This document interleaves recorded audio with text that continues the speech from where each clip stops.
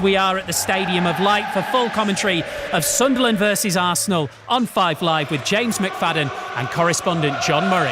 Yes, thank you very much, Steve. Welcome everyone inside the Stadium of Light on Wearside. The last of the military personnel have just marched off the pitch. The buglers who played the last post. Sunderland have marked Remembrance Sunday very well indeed. Laying of wreaths, mosaics of poppies in the stands. And now the whistle goes, and Granit Xhaka, the Sunderland captain, most fittingly kicks off this match against his former club. Spent 7 years at Arsenal, but now enjoying life very much into his 30s with Sunderland, and this is quite a match. It was 4th against 1st this morning. Still relatively newly promoted Sunderland in the red and white stripes. They're unbeaten here in the Premier League since they won promotion at Wembley at the end of last season. And of course Arsenal come here on this amazing run of 10 wins in a row and 8 clean sheets in a row. Sunderland are in possession. It's actually back with their goalkeeper Roofs on the edge of the penalty area. James McFadden sitting next to me. Set up brilliantly this, James. Absolutely. I mean, the display at the start of the game, quite magnificent. The noise inside this stadium, incredible. And hopefully what we get to witness on the pitch matches the build up to the game. Two teams that are flying high in confidence, performing extremely well, so hopefully we get an entertaining match. Well, we've seen them put the press on Arsenal. I mean, somebody's got to try and make some sort of impact against this Arsenal defence that has conceded 3 goals, not just in the Premier League, 3 goals in all competitions this season. And I mean, that is an incredible record. So Isidore tried to put Raya under pressure, but the Arsenal goalkeeper chipped it out of play on the far side. So it's a throw-in for Sunderland. A first chance for the long throw. Mukiele is waiting over there. This is something that we'll have to wait for, because there's a problem with, I think, one of the flags. The referee, Craig Pawson, has just had to run across to this side of the field, and the 4th official, Anthony Backhouse, has handed him a flag, and now Craig Pawson is taking it out to the far side to give it to the assistant Matthew Wilkes. So this long throw has had some build-up. Arsenal have had plenty of time to think about this, but so have Sunderland. So Mukiele, and he can launch one, is waiting to take this. He is beginning the build-up now. Listen to the crowd wind themselves up. Then it's into the near post. Arsenal head on it. Saka jumps for it on the edge of the penalty area. Bounces down for Sunderland. Still rattles around on the edge of the box. But Arsenal, don't take the chance to clear. Although that's excellent defending from Timber against Lefay. And Lefay, helped out by the left back, Reinildo, has got it back, but then Timber has done his job, and in the end is forced to concede a throw next to the corner flag. Strong from both sides. Yeah, it's not pretty, but Sunderland showing they're up for this fight. Really tenacious from Lefay. Tries to then do the little Cruyff turn up the line. Timber reads it, but he can't quite get the clearance, and it's an aggressive start from Sunderland. It certainly is.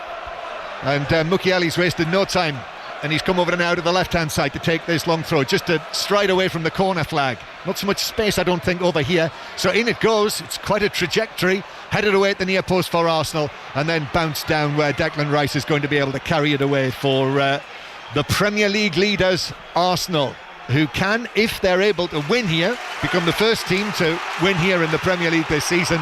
They would be 9 points clear tonight. That's quite a lead, even if we are only in November. Arsenal go back to the edge of their own penalty area. Now here's Saka on the right-hand side. No Gyökeres, if you weren't listening earlier. He is out with a muscle problem, so Mikel Merino is playing up front. The emergency striker, with Havertz on the injured list still as well. Might not be too far away from coming back to training. But Merino, James, has shown that he's no slouch in that position, and actually scored 2 goals in Prague in the Champions League this week. Yeah, well, I think technically his link-up play is better than Gyökeres, but as you say, I think he's shown, as much as he hasn't really played as a striker, I certainly hadn't before he played against Leicester last season, he's shown that he has that instinct to get in the right positions when the ball's in the wide areas. His movement's, as good as a striker's, and his composure in those situations as well is very good. So yeah, an able deputy to Gyökeres and Havertz, who's missing as well, and all of a sudden, a problem which seemed to be a big one last season doesn't seem to be much of a problem this season. Funny how it goes, isn't it? Sunderland 0, Arsenal 0. We're in the 5th minute, and now Marino's won a throw for Arsenal down the other end. So Declan Rice has come across to take this. Arsenal, lots of movement suddenly as Rice winds himself up and loops this throw into the near post, which is headed away back to Declan Rice, gets it down, actually hits it into the penalty area, and Sunderland are able to take possession. Lefay, and then it is cleared away left-footed up towards the halfway line. So yes, as Isidore's done very well and clips it forward for Traore to chase, but Calafiori went with him. In any case, Isidore just put too much on that, James, and it was through to the goalkeeper. Yeah, I mean, it's great play from Isidore just to hold off Declan Rice and get himself free. Traore makes a run off the right-hand side into the channel, then it looks like he's making his way over to the left. I think if Isidore plays that as a straight pass, then Traore's got a better chance of getting on the end of it. He lifts it in the air and it's just not the right execution. Saliba playing the ball, long pass out towards the left hand side. Trossard with a lovely touch actually to Calafiori. Then it comes centrally.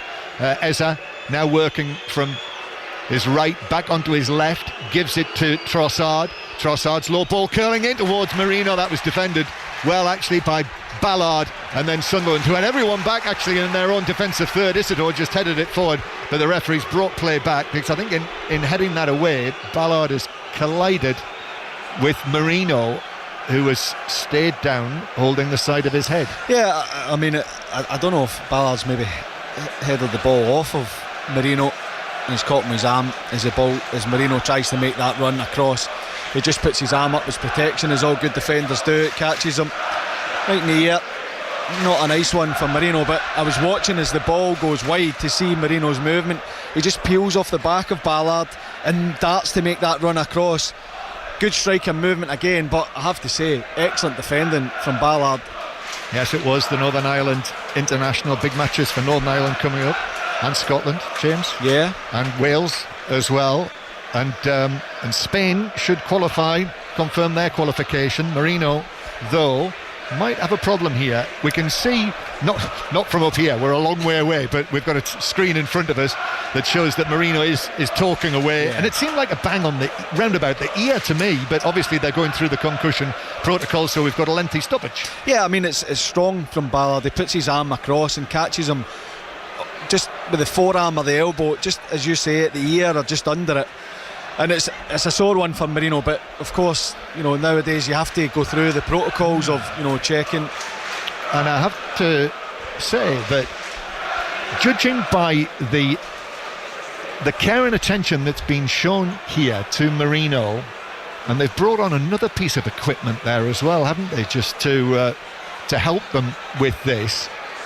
I am wondering if he's going to be able to continue. Seems to be taking rather longer than it normally does, and it's not a clash of heads, but it was an elbow. It was the sharp end of Ballard's elbow that caught him. So it's a collision. That's all it is. I don't think there was any malice in it from Ballard. No, it's just natural defending. When you go to head the ball, you put your arm out to almost protect yourself, but to get that leverage as well to head it. I think it's good defending. Mikel Arteta's unhappy. He's saying it's an elbow, which technically catches him with his elbow, but it's not a flailing arm. It's just a strong arm across him as the ball comes in to go and head it. And look, they need to take their time to make sure there's no damage into Marino with a head knock. And if it takes 5 minutes, and as long as he's okay, I think that's all that matters. I have to say, I'm not sure that there was any intent, was there, from No, Ballard? not from me. I think that as it comes across, as I said, a defender, when it comes across, you put your arm out to block the attacker and protect yourself, but also to get that trajectory to go and then head the ball. I think it's good defending. It's just an unfortunate one for Marino. So he's still receiving treatment, the stand-in Arsenal striker, in the 6-yard box, and Arsenal have got a couple of men warming up, but there's no immediate indication that they are going to make this change, but this is taking a long time. So Sunderland 0, Arsenal 0. We will have lots and lots of time added on at the end of the first half. There is a choice of listening right now, by the way. The next of the autumn internationals it must be just about getting underway. England-Fiji at Twickenham with you, Sarah Orchard. Yes, just underway. Marcus Smith playing full-back today for England has just kicked it deep to Fiji, who send it off the field. England on an 8-test winning run, Fiji on a 5-test winning run, but England the easy favourites. 0-0, 1 minute played. Yes, and you can hear that right now on BBC Radio 5 Sports Extra on your digital radio, and of course listen to it live to Sports Extra via the BBC Sounds app with Chris Jones, Matt Dawson and Paul Grayson, our regular commentary team. So we will keep you up to date with that. Marino now has been able to walk off the pitch and is being taken right around the perimeter, and he's now almost reached the Arsenal technical area, and it would seem as though he's coming back on, James. Yeah, well, I think it's a sore one, and obviously they have to go through the protocols for the head knock, because you need to take care of the players. But yeah, I think he'll be fine. It's a strong arm across. It's not a heavy, arm that's thrown into the side of his head. It's just a strong one that comes across. Probably where it's caught him, just behind or under the ear, is a sore place to catch an elbow. I mean, there's no nice place to catch an elbow, I have to say, but certainly that is a sore one. Gabriel hits a long pass, cheers from the Sunderland stands as it bounces way beyond Trossard and out of play for a throw into Sunderland, level with the edge of their own penalty area. So Sunderland, same team as Monday night here against Everton, when they were disappointing in the early part of the match, but came back strongly, got the 1-1 draw, which meant they remain unbeaten here in the Premier League. 1-3, drawn 2. Did lose in the Carabao Cup on penalties to Huddersfield back in August, but unbeaten over 90 minutes. And Sunderland with Roofs in goal, then Mukiele, Ballard and Hertrauda, then Hume and Reinildo are the wide defenders, Xhaka and Siddiqui in the middle, Traore and Lefebvre wide of top scorer Wilson Isidore. Free kick to Sunderland, halfway inside their own half, that Roofs will take. Long and left-footed to the edge of the penalty area. That's headed down and away. Effectively, Arsenal do their job and it's cleared away. And actually the referee spotted an infringement in there. And it's an Arsenal free kick. And Arsenal, who do make 3 changes from the team that started in Prague. You might have been listening on Tuesday night.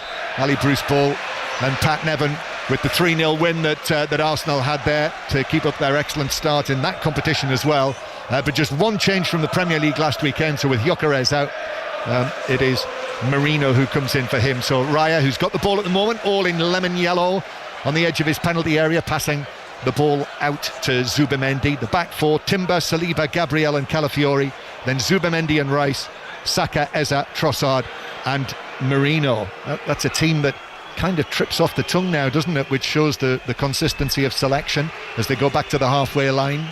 This Arsenal team, as well as the goals that they've kept out, as Eza plays the ball over the top, but that would just bounce through to Roofs, who will take that down casually and pass it out to Siddiqui. All hustle and bustle, Siddiqui, and then Reinildo slips over. That's a little careless, but Siddiqui is in there to make sure Sunderland keep possession. He's being forced by Eza all the way down into his own left back position, turns, plays it centrally, and he's given it away, he's given it away to Zubimendi, and Zubimendi finds Eza now curls it in, packed penalty area, half-headed down and away by Ballard. Arsenal still putting the pressure on.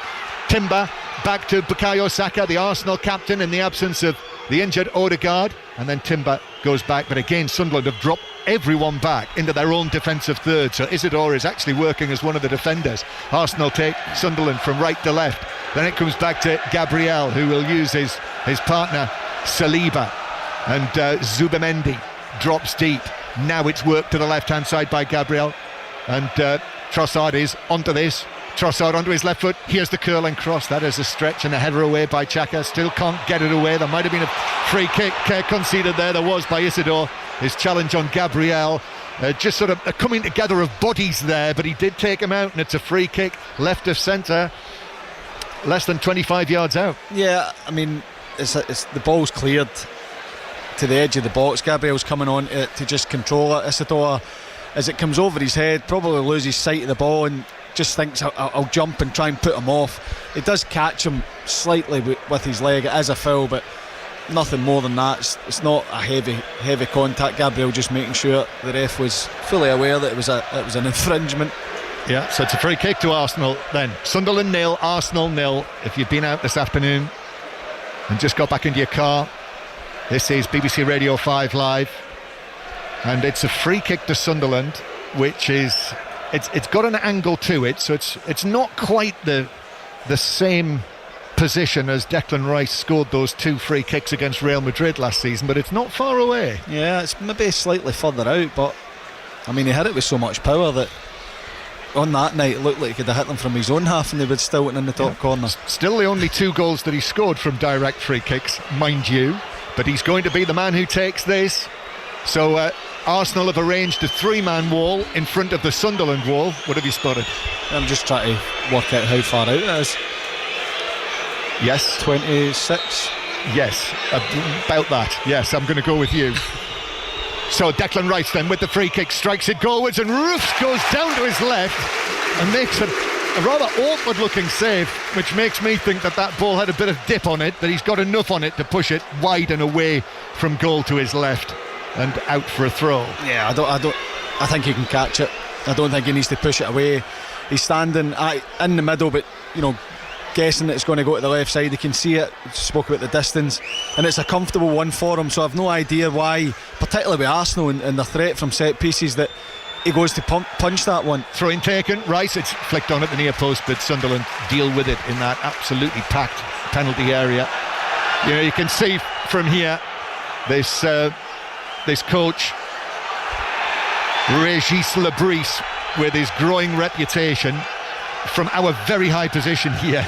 You can see he's drilled them this week on defending from Arsenal's throw-ins and free kicks and corners. Absolutely. I think that when it goes in Arsenal's half, they're really aggressive. They go man for man in the press, and they are brave. Gertrude's one of the spare men at the back, and he's kind of doing 2 functions. The rest are just locking straight on. But when Arsenal then get into the Sunderland half, they're just camping in and around their box. They're narrowing up, they're forcing into wide areas, probably feeling comfortable that if the ball comes in, they can then go and defend that cross. But certainly from these long throws and free kicks, you can guarantee they'll be on the training pitch every single day working on them. Throw-in taken by Timber. Saka almost wriggled his way through, didn't he, into the penalty area, but he's got a touch on it, and it's been deflected behind, I think possibly off Sadiki, for what is Arsenal's first corner. So everyone knows the drill, James. Yeah. Arsenal 8 Premier League goals from corners this season, which is a record for the first 10 matches of a Premier League season. Everyone knows how effective they are. Saka's going to take this from the right hand side. Going to go back to Twickenham once we see this set piece taken, but keeping an eye on Saliba and Gabriel at the back post. In fact, Saka goes short to Eza, corner of the box, square from him. Then it's controlled and shot by Rice, but he mishit it, and Sunderland, hence the home cheers, have been able to block it and clear it out for a throw-in near the halfway line. So Sunderland 0, Arsenal 0. And what about the latest between England and Fiji, Sarah Orchard? It's England 7, Fiji 0, 8 minutes played here. England have dominated possession, and at the end it was the sail hooker Luke Cowan-Dickey who powered over on the left-hand side of the uprights. Extras added by Northampton's Finn Smith. Early days here, but no Fiji attack yet. England 7, Fiji 0. Yes, listen to that on Sports Extra. Scotland sounded as though they were in it for quite a long time against New Zealand earlier, but in the end New Zealand won 25-17, so still it's an incredible record, isn't it? Never beaten them. I mean, that's incredible. I was listening on the law of averages. Yeah, I was listening on the way down, and I couldn't quite believe what I was hearing, that it's such a long time. Of course, the All Blacks, we know, are a formidable side, but to have never beaten them is quite remarkable. And earlier, Ireland won 41-10 against Japan. England 8, Australia 30 was the final score in the third test in the Rugby League as well. Incidentally, Sunderland 0, Arsenal 0. That's James McFadden, Scotland international, played in the Premier League for Everton and Birmingham City, and also here at Sunderland, and it is the home team who are in possession. And it is, even though we've had the long stoppage for that bang on the head from Marino, and he seems okay, James, which is good to see. It's pretty much the sort of match we were expecting, isn't it? Yeah, absolutely. I think that Sunderland have been brave. They were aggressive in the start, and when Arsenal were in the build-up phase across the back, they are being aggressive and going man for man. Gertrude's stepping into the position that Ez is picking up, and they are trying to win it back, and when they don't, they then sit back and defend. And I don't mind that at all, because they can't just sit here for 90 minutes plus and sit on the edge of the box and almost wait to be beaten, because Arsenal, as we've seen, will find a way, whether it's from open play, whether it's long throws, set plays. They have been finding a way. So it's been a brave approach from Sunderland, and they are in this game. It's been very, very even, and the longer this goes on, the more confidence they'll get from it. Yeah, it's a strong arm game, this one. Ball's played to Traore, right side of the box. Go on, shout the Sunderland fans, but he slips over, and so Calafiore's able to say that will do nicely. Steps in, the long-haired Italian, and is able to play it away. And then Trossard wins the throw-in for Arsenal closer to the halfway line. So 0-0 it remains. Arsenal runners-up in each of the last 3 seasons. Don't forget that. And having not won the Premier League since 2004, how the years go by. I think one thing that you have to keep referencing, although no Arsenal fan will want to hear it, is the associated pressure with that. The fact that they've come so close year after year and have not won it for such a long time. But it does feel as though this is the best chance. Yeah, absolutely, it's the best chance. I think when you think of particularly the last 3 or 4 years, it's been, not having a striker, not having someone to play off the left, not having depth in the squad, allied to the fact that Man City have been running away with it. Liverpool have been dominant, and you feel that that's always been hanging over Arsenal. This season there's no excuses. They've got a strong squad, as we're seeing today, and certainly from the start of the season. They're in a great position, so there's no excuses for Arsenal this season. They're in the position to go and win it, and they have to go and get over the line, because that is far too long for a club like Arsenal. Yep, Mikel Arteta, it'll be 6 years next month since he took over. Going to go back to Twickenham in a moment. Arsenal just building slowly and keeping possession in the central third of the field, and really trying to squeeze the life out of Sunderland. Here's Saka, they've got 2 men on him, uses Timber's low ball towards the edge of the box. Marino comes out of the penalty area, but Sunderland are able to squirrel it back, and Lefebvre will play it all the way back to Reinildo, the Mozambique left wing back, as he is in this lineup. One match in the National League is underway, 5:30 kickoff. Carlisle can go back to the top, and they're winning 1-0 at Southend. Ball played over the top, but Roofs is able to come and collect the ball. And also St Mirren winning 1-0 against Hibernian in the late kickoff in the Premiership in Scotland. 5:45 start there, a goal in the 5th minute from Marcus Fraser. St Mirren 1, Hibs 0. The cup finalists, St Mirren. Yep. And as you were saying earlier, Falkirk now 3rd in the Premiership for the time being, at least. Yeah, it's been a strange season. You can say that again. And it looks like it's long going may to it continue. Yes, absolutely. It's great entertainment, unpredictable. Hearts leading the way in the league, St Mirren in the final, Falkirk newly promoted up to 3rd. Incredible. 0-0 here. Arsenal winning the ball back, and Saliba turns, plays it infield to Calafiori. Calafiori has a scamper forward, then plays it to his left to Declan Rice. Rice then finds Trossard on the left-hand side. Then it comes back to Declan Rice, 25 yards out from the angle, curls it in. That's headed away by Ballard, and he's headed to his teammate Lefebvre, who's giving it away to Eza, who curls it just over the top left corner. That was an opening. Oh, it sure was. Lefebvre trying to just pop that off to one of his teammates, gets it horribly wrong. Sunderland done well to clear it from the cross that comes in, and he does have time. He's just trying to drop that down to Siddiqui, and it drops to Eze. It's not a great effort. I don't mind it, because he knows he's not got the time and space. He's just trying to open his left foot up and bend that into the far corner. It goes high and over the middle, not troubling Roofs, but that's a little warning for Sunderland that when they win it back, they have to use the ball well. Can't make mistakes like that. And I know Régis Lebris yesterday was making the point. Our colleague BBC Radio Newcastle's Nick Barnes was talking to him, and said that they've watched Arsenal match after match after match, and they've said they just do not make mistakes. And that was what Sunderland did there, and did not pay for it. Sunderland 0, Arsenal 0. Back to Twickenham, Sarah Orchard. England 7, Fiji 5, 14 minutes played, and one penalty that Fiji won. They dropped it in the corner, and straight away their captain Tavita Ikanavere absolutely ripped England's defence apart to drop over the line. They like a loose game, Fiji, could go their way. England 7, Fiji 5. And St Mirren Hibs is back to 0-0. The Fraser goal was overturned. Roofs, long pass downfield, that's headed down by Timber, who was under pressure. In fact, referee Pawson says he was being fouled, and it's a free kick to Arsenal after the challenge from Reinildo. Yeah, I mean, it just looks like a coming together. I mean, I understand why Craig Pawson's given it, because Timber wins a header, Ronaldo's slightly late, and there is a bit of contact, but I'm not so sure how much is actually in it. Raya, long pass from the Arsenal goalkeeper all the way through to the other end to the Sunderland goalkeeper Robin Roofs, or Robin Roofs, as the pronunciation that I was. That's the second one's better. You should stick with that one, John. Well, yeah, I'm not sure if I can roll my R's all evening, as it were.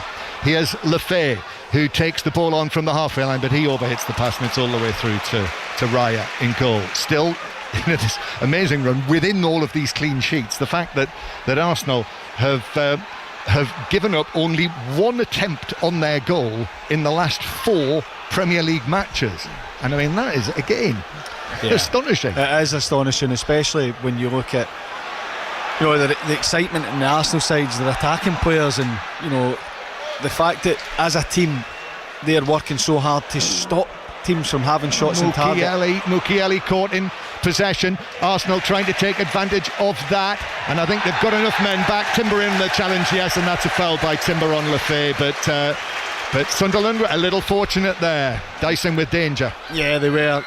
They have to be careful, and I think the manager spoke about it, not playing with emotion, stick to the game plan.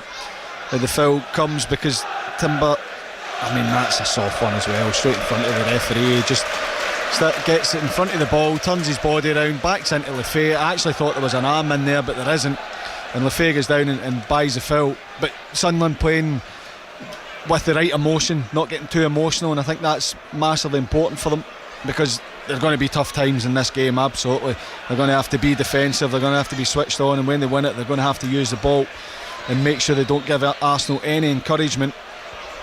Sunderland 0, Arsenal 0. BBC Radio 5 Live. Lines will be open for 6:06 at half time.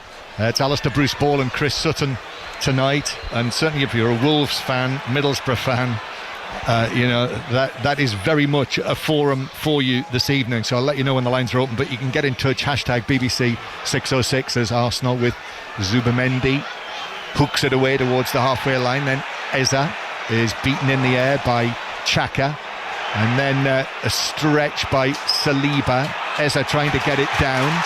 Sunderland send it forward. Lefay is jumping against Timber. They've clashed heads, the two of them. Referee plays on. Isidore shoots right across the 6-yard box. I must say I was expecting the whistle to go there, but referee Pawson allowed play to continue, but from a tight angle. Isidore with his left foot shot right across the 6-yard box and beyond the far post. Yeah, first of all, the game should have been stopped straight away. You could see clearly it was clash of heads. Lefay and Timber, both of them going for the ball. No foul in it for anyone, but both of them go down holding their heads. The referee has to stop it. But Isidore gets the other side of Saliba. I think he's trying to just flash it across goal.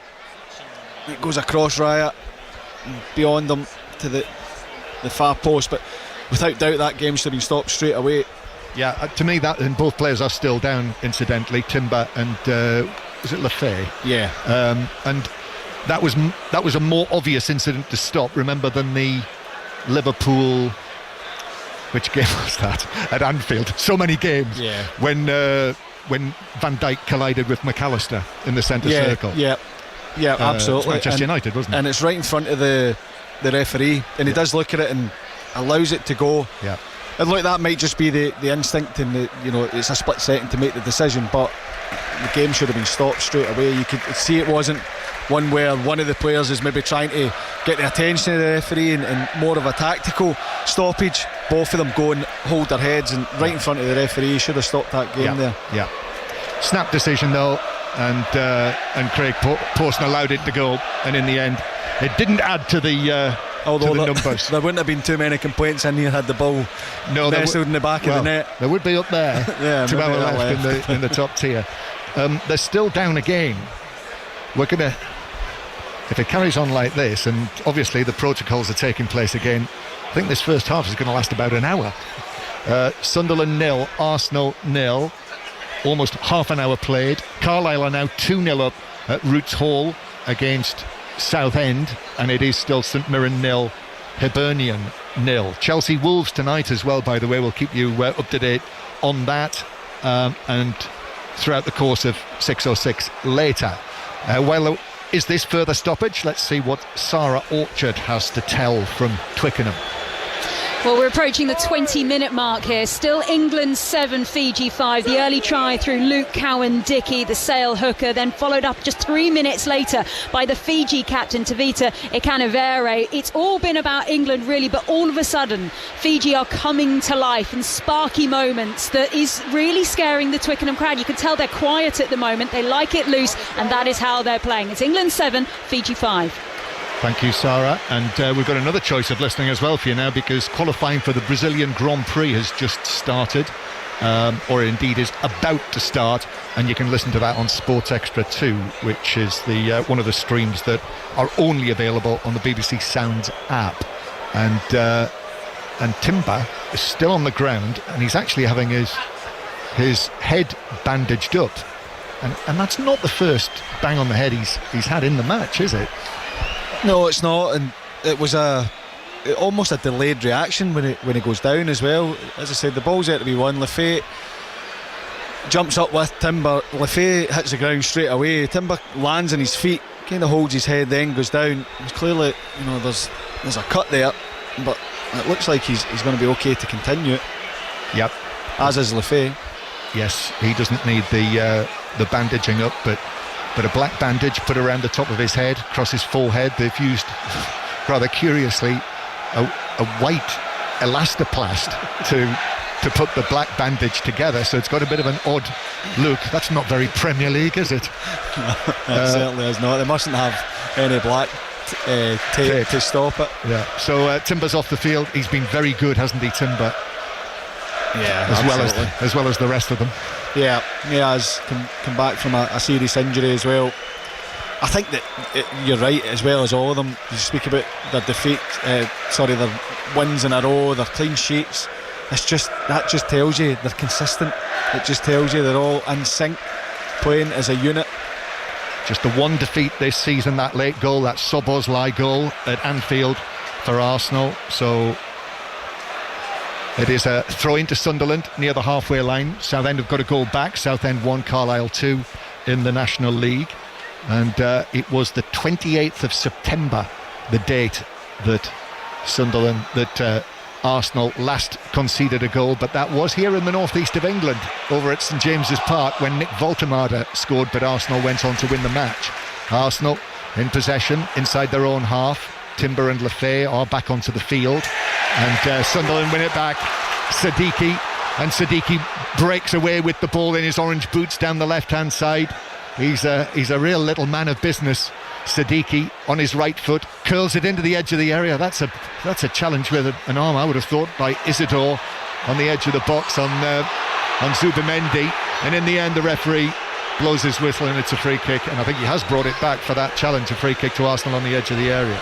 Yeah, I think because the header was won by Zubimendi at the near post, the referee was aware of the challenge, but then Sunderland get the ball back when it's cleared, and Marino's been down holding his foot there.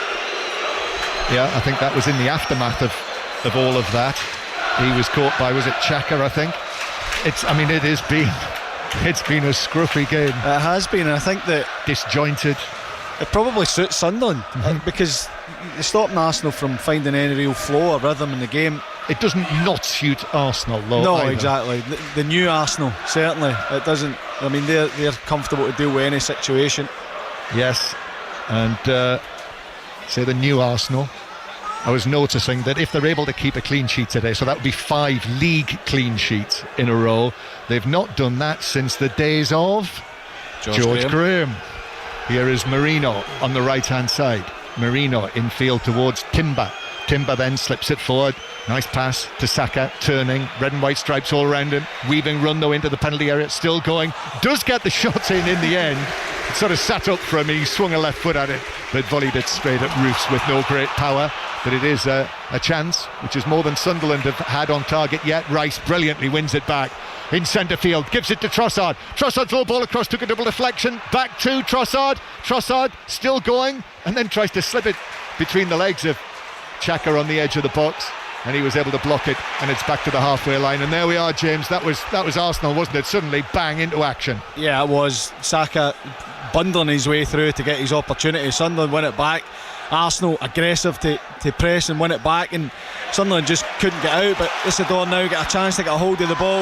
Yeah, here he is, and he's been challenged by Zubamendi 10 yards inside the Arsenal half, the Sunderland half. But nevertheless, that challenge, Isidore was breaking away, and Zubamendi, yellow card, first of the match. Yeah, and it's better, just praising Arsenal for their aggression to go and win it back and stop Sunderland from getting up the pitch.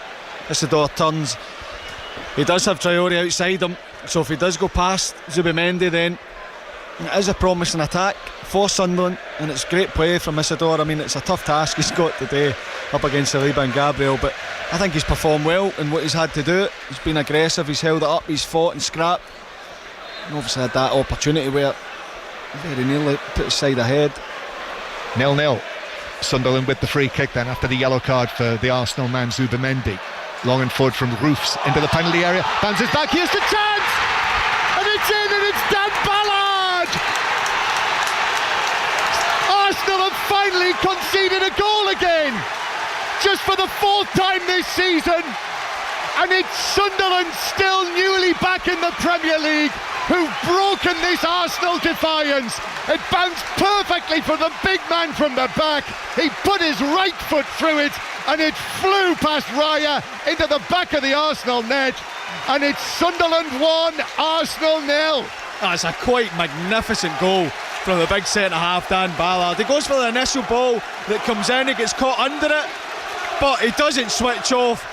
He goes again, brushes aside Declan Rice, takes a wonderful first touch with his left foot, and then the composure when he gets in there just to smash it beyond David Raya. It's a brilliant goal from the big centre-half, scoring that like a striker. Arsenal concede a goal for the first time since the 28th of September, and what a finish it was.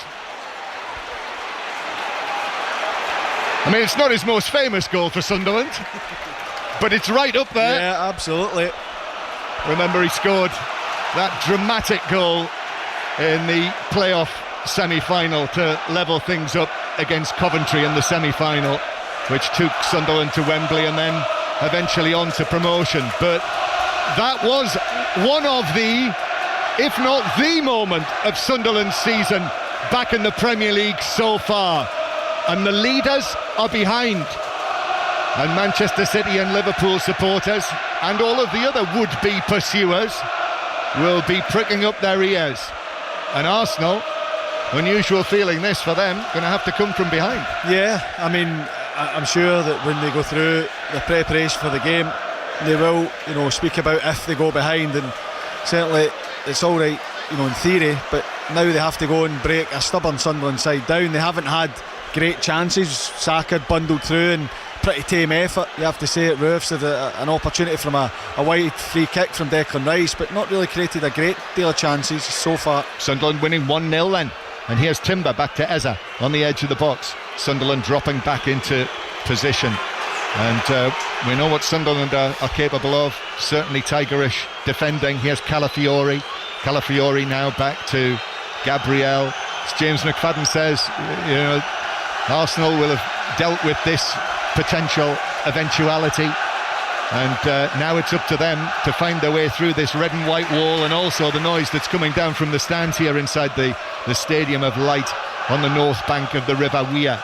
Ball played forward, but Sadiki throws himself at that and deflects it out of play for a throw-in to Arsenal. And when I say would-be pursuers, James, should point out that were it to finish like this, Sunderland would be second in the table for the time being, at least, behind Arsenal. That's incredible.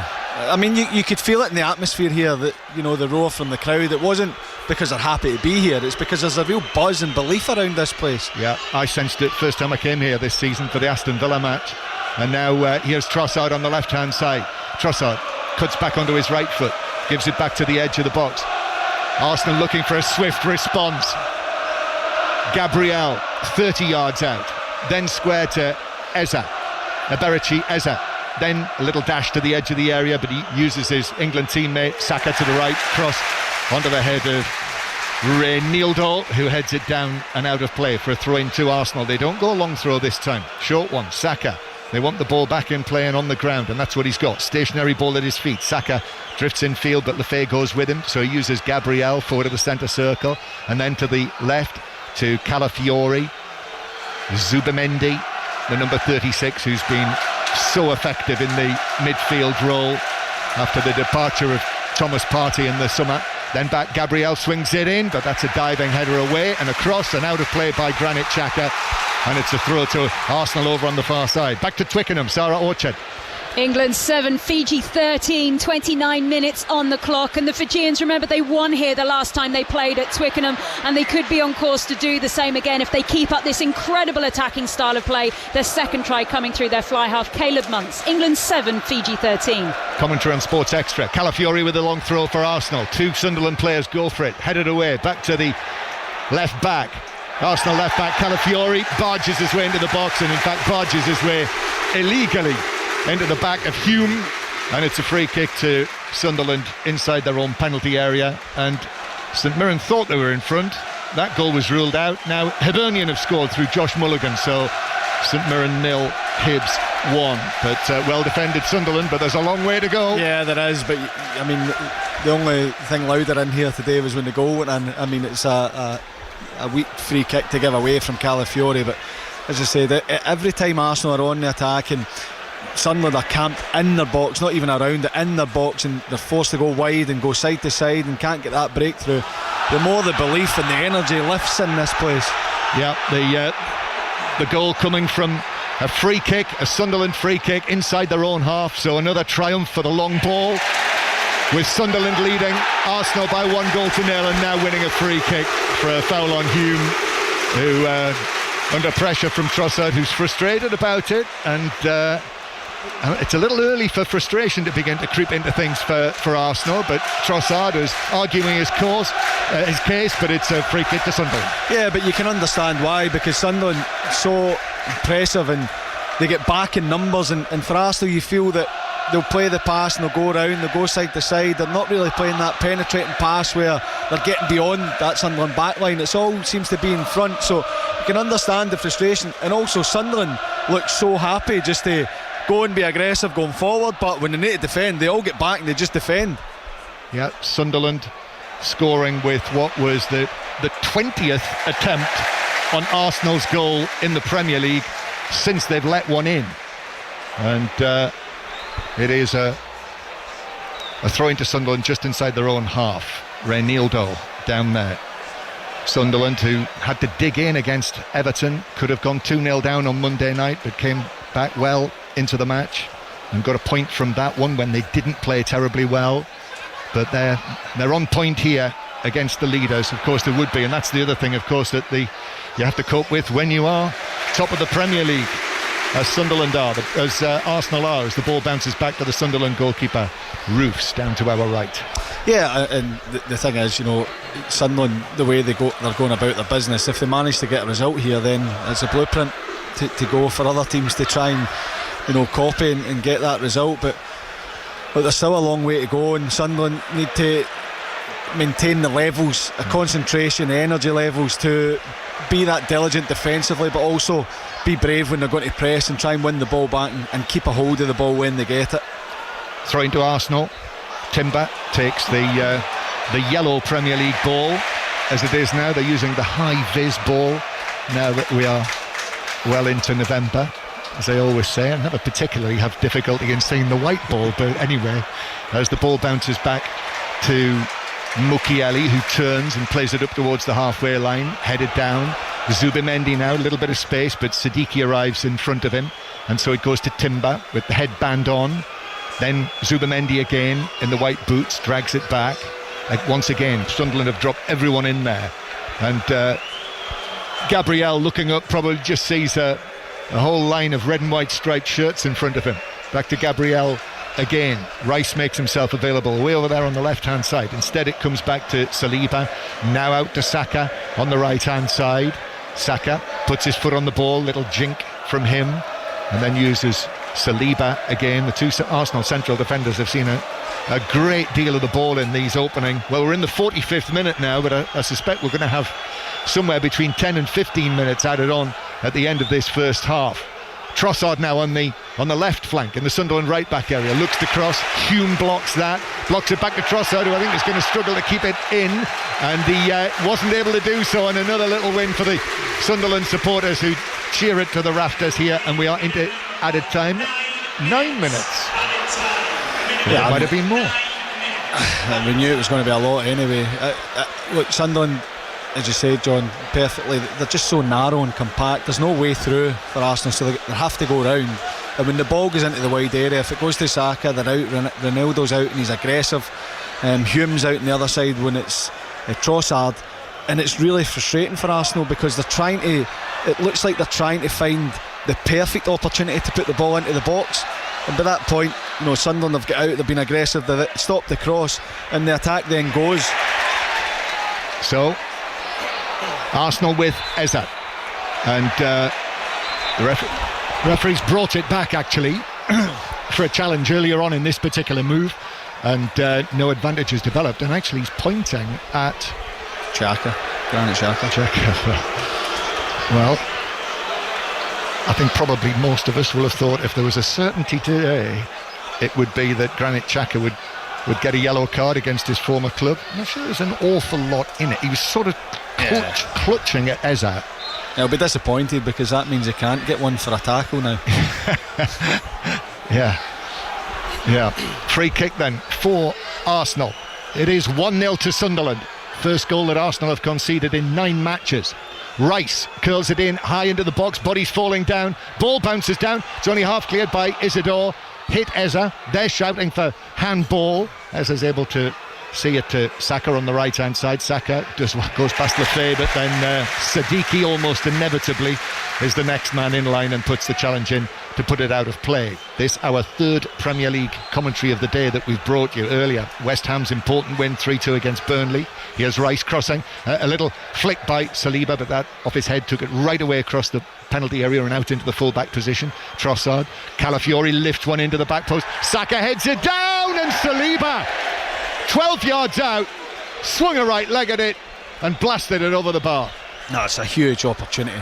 Deep cross to the back post. Saka is strong, just heads it down into the area, and it bounces nice for Saliba. He's in acres of space right in the middle of the goal, and he just swings his right boot at it. He's not set at all, it's always rising.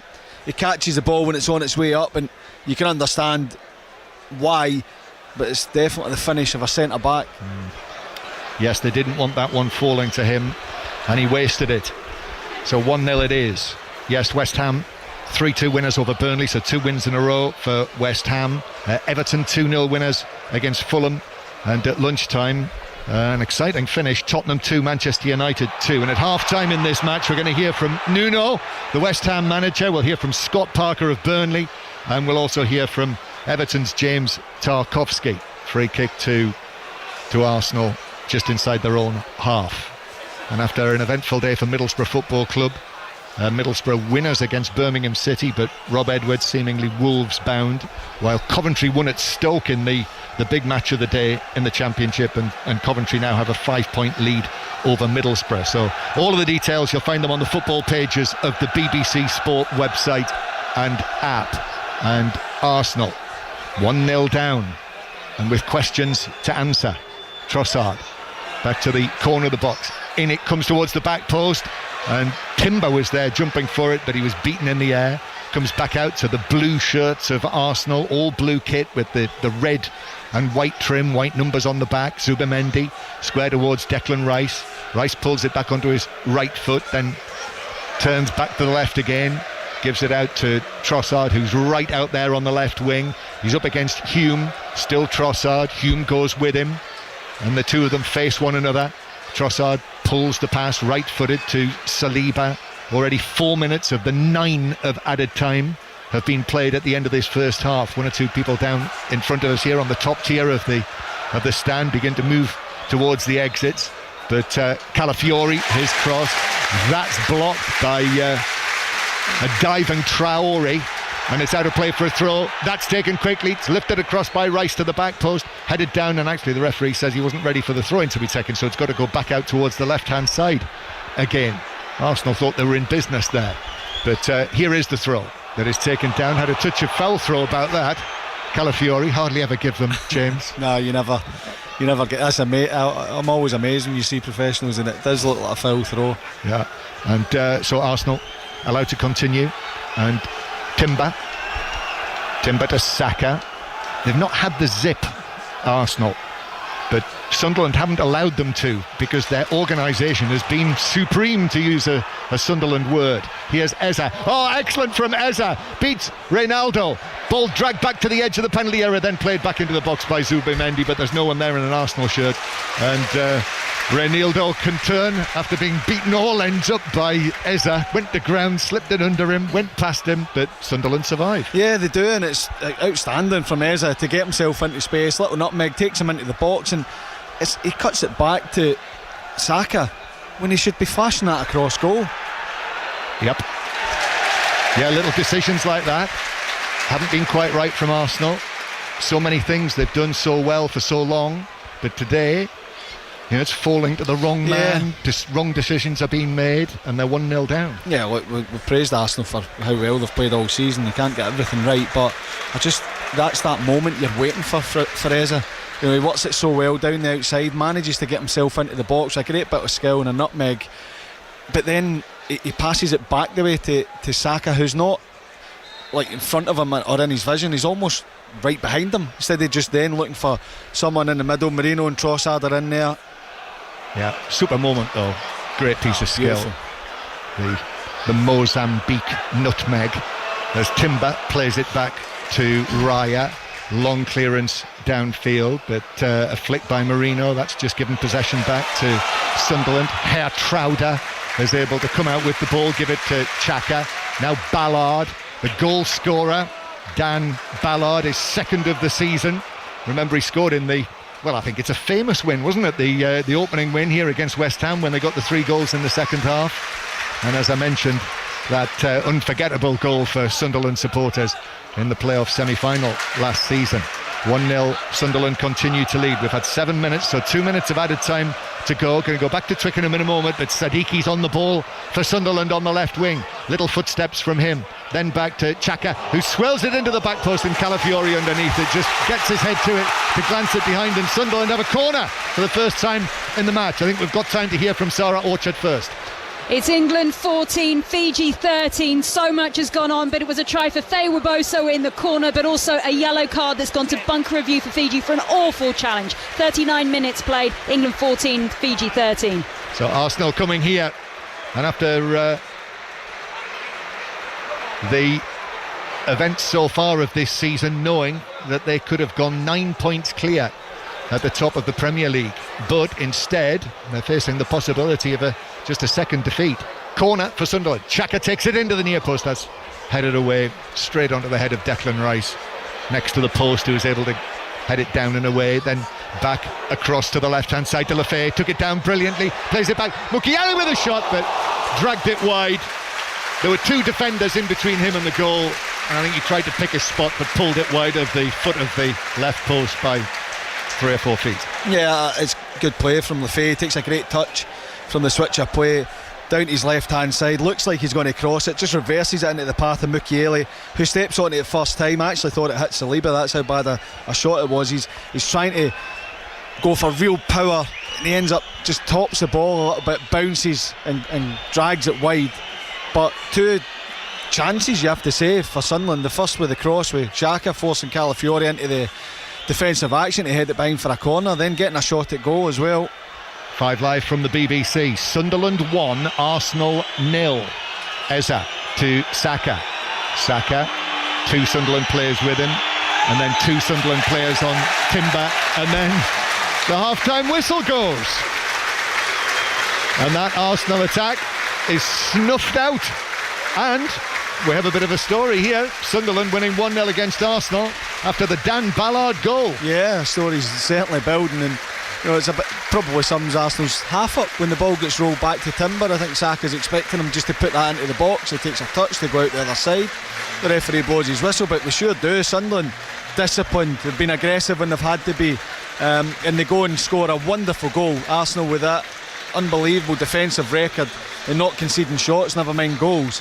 It's a quite incredible goal from the big centre back, turned into a striker, and a top striker at that, to give Sunderland the lead. And Sunderland will be delighted with the performance. Clearly they'll be delighted with a goal in front, but the performance levels from Sunderland's been excellent. Arsenal need to find something. They need to find another gear. They need to find that bit of invention, because this is a stubborn Sunderland side. They're struggling to break down. It is. It looks exactly what it is. The leaders coming away to the team that were 4th in the Premier League this morning and could be higher tonight. Half-time, Sunderland 1, Arsenal 0. Half-time at Twickenham 2, Sarah Orchard.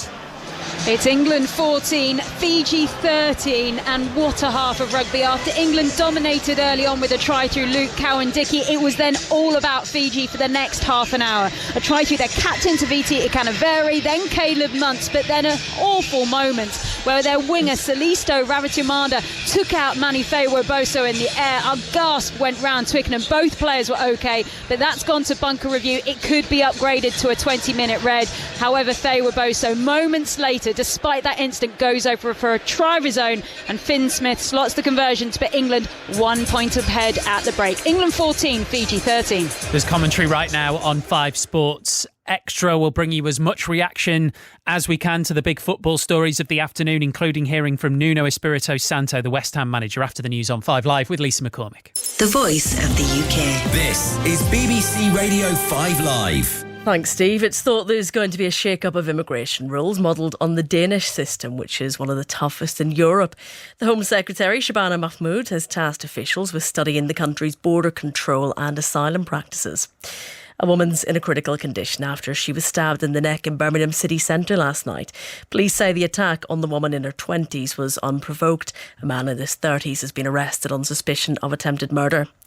The BBC understands that one of the 4 mistakenly released prisoners still on the run was freed under the Conservative government in March last year. 2 are known to have been released in June this year. 262 prisoners were released by mistake in the year to March. And one of the original Top Gear presenters, Quentin Wilson, has died aged 68. He later became a motoring activist, leading campaigns against fuel duty and advocating for electric cars. I'm Matt Chorley, coming to you live from Westminster, Monday to Friday from 2 o'clock. Order! Rachel Reeves' budget will be one of the biggest moments for the government, the economy and you. So on Monday, I'm going to take you inside number 11 Downing Street to speak exclusively to the Chancellor about the pressure of balancing the books.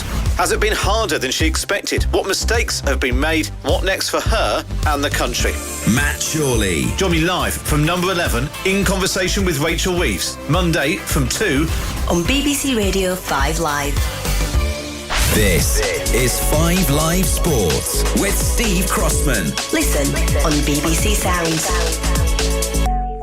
Sunderland 1, Arsenal 0, half-time in the Premier League, second half commentary on the way, full-time, Spurs 2, Man United 2, Everton 2, Fulham 0, West Ham 3, Burnley 2, reaction on the way, commentary of the Sao Paulo Grand Prix qualifying is live right now on Sports Extra 2, Harry Benjamin.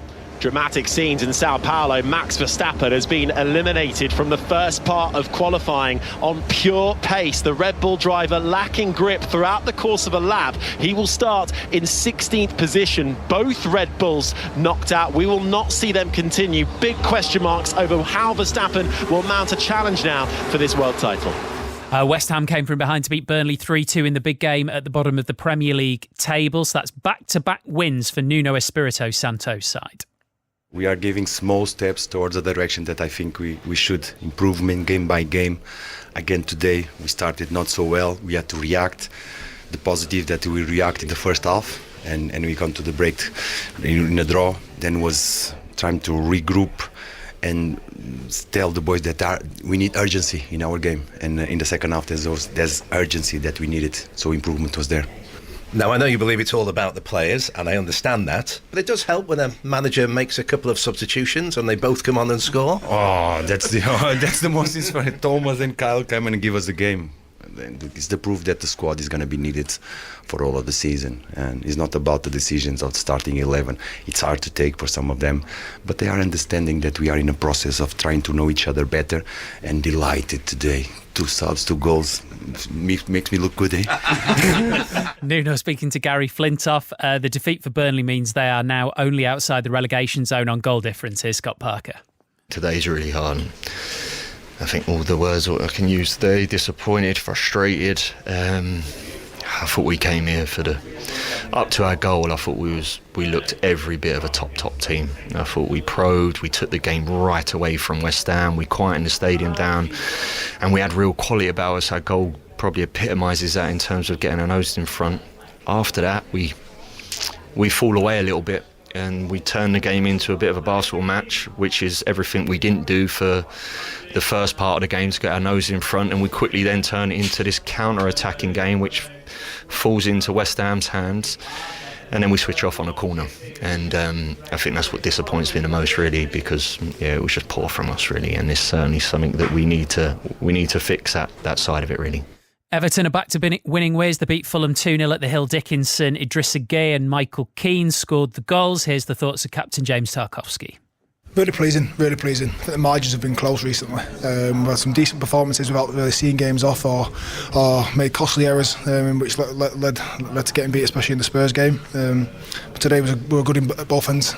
Scored some goals, a couple disallowed for marginal offsides, and in our own box, apart from a couple of chances, dominated for most of the game. So really pleasing, because we've been close. I felt we've been really close, and today we got it right. It's a few offside goals today. I mean, I don't know if you've played in a game with that many where you think you've scored and then you haven't, especially yours. So I knew I was offside on mine.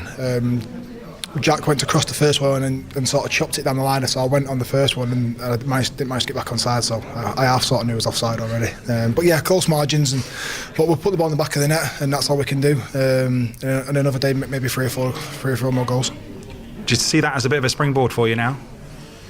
It should be. As I say, we've been pretty close. I didn't feel like we've been miles off it recently. Thought I played pretty well early in the week, and then just didn't really see the game off when we were dominating. But as I say, today we dominated both boxes really well, and hopefully that continues as when we get back from international break. James Tarkowski with John Akers. Fulham still yet to win away in the Premier League this season then. Here's Marco Silva. Not good enough. The first words, I think, to be more clear, and the most clear I can be with you was not good enough. Performance-wise, we have to do much better. They were always more aggressive than us, and you can feel it. You can feel the way they created most of their chances, the way they scored 2 goals. They came from the physicality of a game, or from a long throw, a corner, or from a second action after that moment when they were able to win balls, and after the second action to put the ball again inside our 18-yard box and all that stuff. It's been tough for you away from home this season. How concerning is the away form? Should be because it's a completely different scenario for us. If you look for the last 3 seasons, you have been very, very balanced in terms of points. All the aspects of a football match, points, goals scored, goals conceded, they have been very equal away and at home, and this season is being completely different, and we have to look for ourselves. But I think the one that concerns me more is clear this one. We have been playing games, but we have been very, very competitive away from home. So far this season, this one was completely different. This one clear, we got from the game what we deserve, related with our performance. Marco Silva there with John Bennett. Middlesbrough up to second in the Championship after a 2-1 win over Birmingham. Borough without manager Rob Edwards, who's been given permission to speak to Wolves about becoming their new boss. That's a long story. Assistant Eddie Vivash was in the dugout today. We were asked by the club yesterday that everything was prepared as normal and we're ready to go. So we went out to training.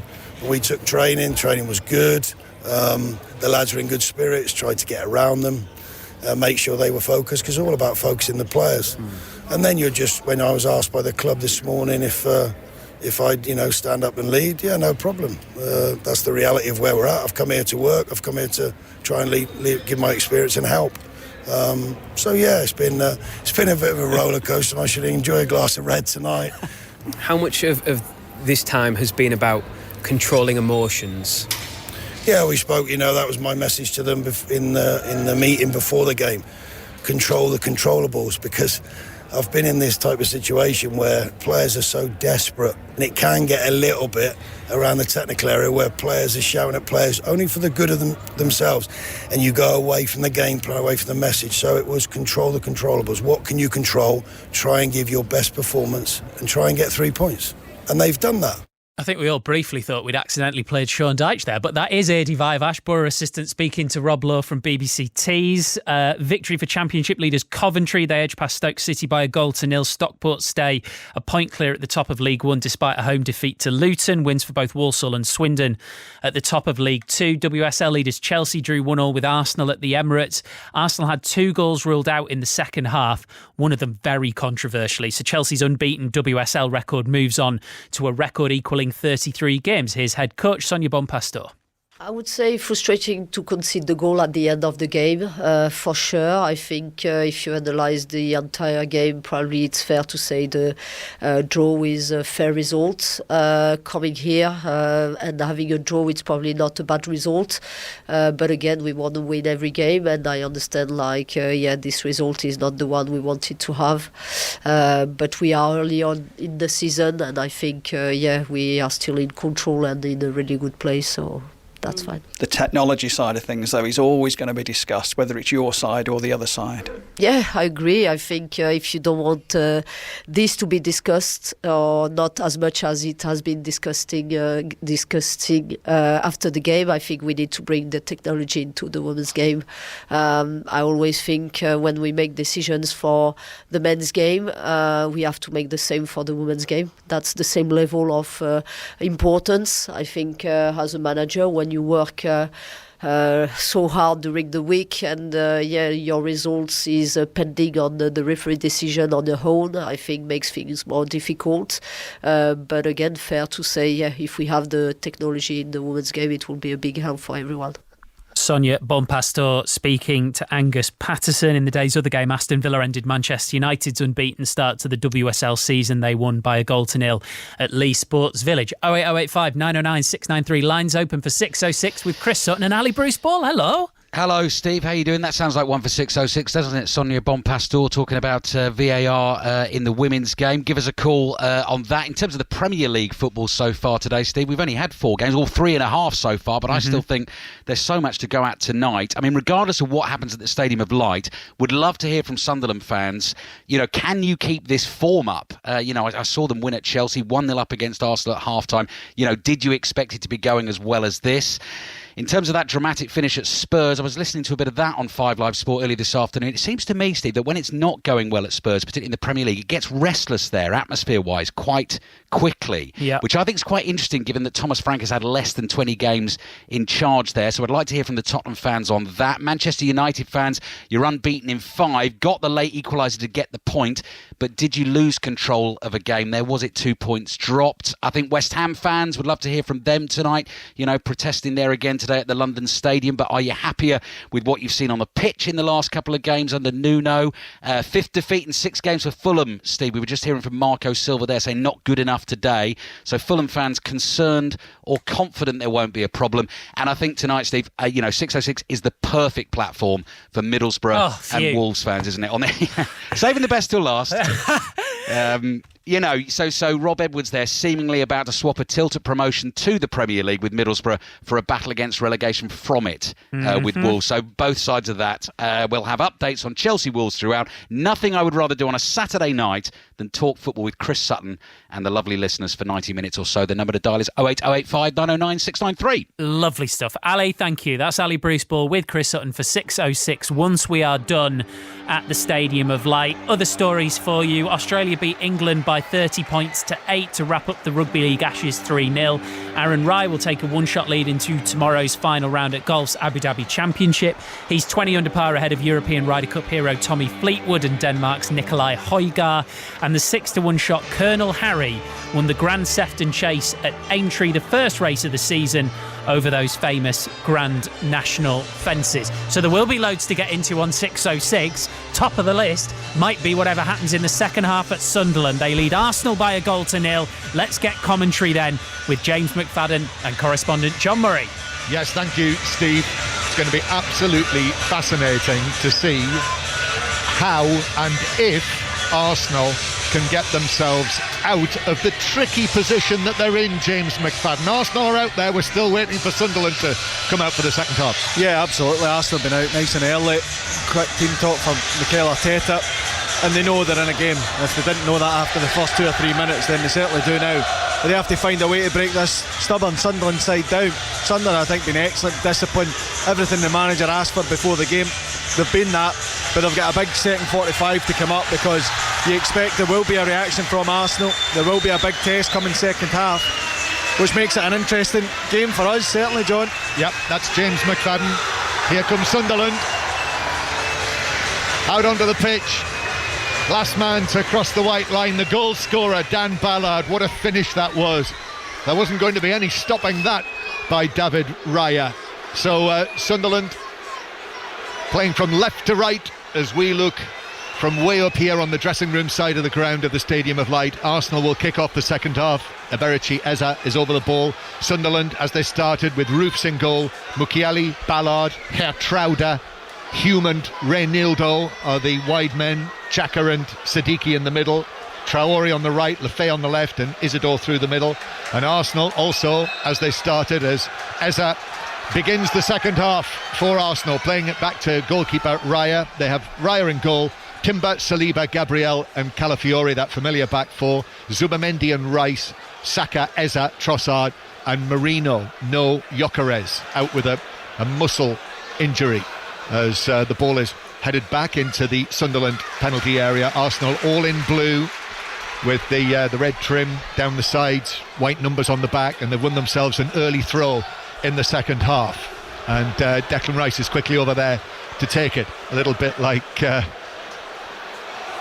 Roger Federer has a look at one ball, rolls it away to the ball boy and picks up another one. And Rice is going to take this long throw towards the near post, which is headed up in the air by Mukiele. Comes out for the shot from Eza, but that was blocked. I mean, there must have been 3 or 4 Sunderland players in the way of that. One of them got a touch on it, and it bounced out to the far side where Marino under pressure. Siddiqui is there almost inevitably. Siddiqui backheels it away, but he's given possession back to Declan Rice, who keeps it in play under pressure. Arsenal looking to start the second half strongly here. You can see that as they pour forward from right to left, but in similar measure Sunderland are looking to hold out against them. This might be the pattern, James, that we're going to see here. Yeah, I think so. I think it certainly was the first half, and Arsenal need to find a way to break it down. I wonder if Saliba or Gabriel can join in, get a little bit higher, although they are, extremely high, but can one of them maybe go into the box, and also for Arsenal, maybe have a shot from distance. Sunderland are camping right in and right on the edge of the box, and any time it comes into the middle, they're almost expecting it to go out the other side to then have to maybe defend across. If they can get a shot, then it means that one of the Sunderland players needs to break ranks. They need to get a block on the shot, and maybe that's where the opening comes for Arsenal. Yeah, interesting saying that rings a bell with me. I'm sure that's the kind of thing that we've been saying about Arsenal on those occasions in recent seasons where they've had a day that isn't necessarily theirs, to have a goal from distance. Here they go, working it again. Zubamendi out to the right hand side to Timber. Saka is in position near the corner of the box. He gets it back in his green boots. Saka curls it in, but that's beyond everyone. Sunderland cheers as it bounces all the way through for a goal kick, and it remains Sunderland 1, Arsenal 0. And an already quite tense looking Mikel Arteta is down on the touchline, fidgeting around, claps his hands, puts his hands in his pockets, and he's already talking to the assistant there about how long Sunderland are taking with this goal kick. Yeah, I mean, the build up from Arsenal, he should potentially be saying to his players to do it a little bit quicker, although what lets them down in the end is a final delivery from Saka, which we're not used to seeing. But when they move it with speed and be a bit more decisive in their movements, I still think that shot from distance, or even when that cross comes in.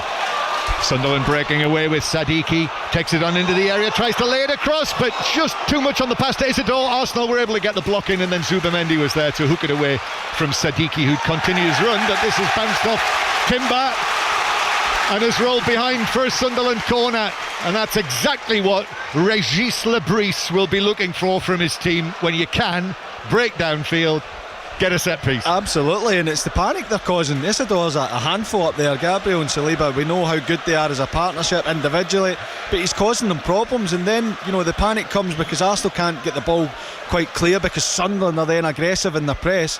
It's really, really good play from Sunderland. Well, Sunderland with the corner, and this is driven to the edge of the area straight at Saka, who's able to watch it onto his head and nod it away. That wasn't the contact that was being looked for by Lefebvre over on the far side, as Arsenal continue to press. Eza trying to chase down Roofs, and Ballard receives it from his goalkeeper.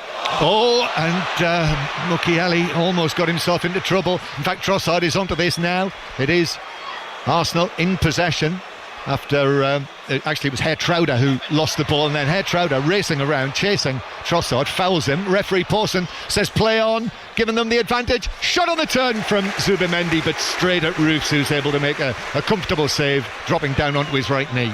What's Hertrauder doing? He's in comfortable possession, tries a little flick, it's cut out, Trossard picks it up, and then Arsenal have an effort to go because it's a straight pass. It's a direct run from Zubamendi at the heart of the Sunderland defence, and the pass is played, a bit more speed about it. OK, the shot's tame, but it's a different approach for Arsenal. Well, Ballard's goal in the 36th minute is only the fourth goal that Sunderland have conceded in all competitions this season. Arsenal, you will gather from that, have never been 2-0 down in a match this season. So that would be interesting. And with set-piece situations, Sunderland can't waste them like they did the last one. 1-0, Régis Lebris's team lead. Long pass forward from the back by Ballard. Calafiori's able to chest that down under no pressure. Here's Gabriel into the centre circle. And then Zubamendi, who looks up, the Spanish international, out to Timber on the right-hand side. Now Saka, Bukayo Saka moving infield. Zubamendi, that's nice, this is better from Arsenal. Timber with a cross, took a flick off Hertrauder's head, and then is cleared away on the edge of the box by Granit Xhaka against his old club. He's already got a yellow card if you weren't listening in the first half, so there is the possibility. No, that couldn't possibly happen, could it? Not today. Yeah, there haven't been not today. Too many challenges you would say in the game, and they're certainly been less and less in the modern day game. Yeah, 33 years old now, 7 years at Arsenal. Said it was a special and emotional match for him, this Granit Xhaka, to play against Arsenal again after his years in Germany with Leverkusen. Here's Trossard on the left hand side. Trossard, and then Saka receives it. Left foot shot across the face of goal, beyond the far post. Roofs diving, but Saka off target. Yeah, he is, and it's better again. Saka's on this left hand side, and Trossard, when he drives inside, there's a little pass. Zubamendi plays it first time, which is key, and Saka, he's going to try and strike it. He ends up getting it with the inside of his boot and bends it away. It's always going away from goal, but certainly they're finding the openings now, Arsenal. You had it on the other side, Saka driving inside, Timber going round him. It's the quick one-touch passing that gets him in behind the Sunderland defence, and I'm sure Mikel Arteta will want to see a lot more of that. In the 5:30 kick-off in the National League, still Southend 1, Carlisle 2, and Arsenal with Calafiori going back to Raya, and still St Mirren 0, Hibs 1 in the Premiership, and England-Fiji continues on Sports Extra, the commentary from Twickenham. 1-0 to Sunderland. And already 7 minutes played in the second half, and the pressure continues to build on Arsenal to see if they're going to be able to find a way through this Sunderland defence. Sunderland, all of the money that was spent, record for a promoted club, 16 players. Timber, his cross from the right hand side, took a deflection, but the deflection carried it closer to Roofs, who was able to collect it quite easily. Yeah, but they're certainly playing at a higher tempo, Arsenal. They're getting the movement, they're getting in beyond Sunderland. It's just that final ball that's let them down, that final action. But the more they get in there, the more likely they are to find that final pass. As Trauder is able to carry the ball from the back and moves away from Eze, who slips and is left on the ground. The only team that Arsenal have failed to score against this season was Liverpool in the 1-0 defeat at Anfield when Szoboszlai scored the winner. Lefay's in danger of losing possession. He's been dispossessed by Rice. Now it's with Marino. Now it's with Saka. And Saka scores! A right foot shot beat Roofs at his near post. They lost possession, Sunderland. Lefay was robbed by Rice. And in a flash, Saka had scored, and it's Sunderland 1, Arsenal 1, and they've found their equaliser, the leaders. They should have, and Sunderland have been the architects of their own downfall this second half. They've been so slack in possession. It's really good pressing from Declan Rice to win it back, and then when it comes to Marino, the temptation would be to open his body and get shot away himself. He sees the run of Saka, who takes a good touch out his feet onto his right foot, fires it past Roofs at the near post. But it's all because Sunderland have been slack. Arsenal have actually looked better when Sunderland have had the ball, because it's allowed them to get that press on. It's allowed them to get the overloading bodies, and they've got the reward for it. Yeah, and the shot somehow found a way past Roofs, diving down to his left. I mean, there can only have been a ball-shaped space for it to get through, but Roofs couldn't keep it out on the dive. It was well hit by Saka with pace, low. But Roofs, I'm sure, will feel that he should have kept it out. Yeah, I mean, they always say that goalkeepers at the near post. I don't necessarily agree with that, but when you get into that position, particularly when it's Saka on the right foot, it looked like maybe the touch had gone slightly ahead of him, but he gets the power and precision at that near post, and you can see that, you know, the lift it's given Arsenal. They've massively upped the tempo in this second half. So a score here on Wearside: Sunderland 1, Arsenal 1, and also another score at Twickenham with you, Sarah Orchard. England 21, Fiji 13. We've played for 50 minutes and we had a lovely try by captain on the day, Ellis Genge, as England play Fiji at their own game. Beautiful hands to eventually go over and take control of the game. England 21, Fiji 13. Listen to that on Sports Extra via your BBC Sounds app. Listen to qualifying for the Brazilian Grand Prix on Sports Extra 2 on your BBC Sounds app. And here, Sunderland 1, Arsenal 1. Lines open for 606 as well. Alistair Bruce Ball and Chris Sutton tonight on 08085 909 693. Calls on that number free from mobiles and landlines. And Arsenal running free now after scoring their equaliser. This is a dangerous period now for Sunderland, having conceded the goal. Arsenal are sniffing blood, metaphorically. Here is Zubamendi, gives it to Rice. Rice instrumental in the winning back of the ball from Lefay in the build-up to the Saka goal. Calafiori into the penalty area, but a foul there, and a free kick for the challenge in the box. And Sunderland have a free kick, but no let up from Arsenal, which they can't do. They'll know, they'll have set themselves the ambition to win this match and put the pressure on Manchester City and Liverpool tomorrow. Yeah, I mean, just getting a chance to see the Saka goal again there.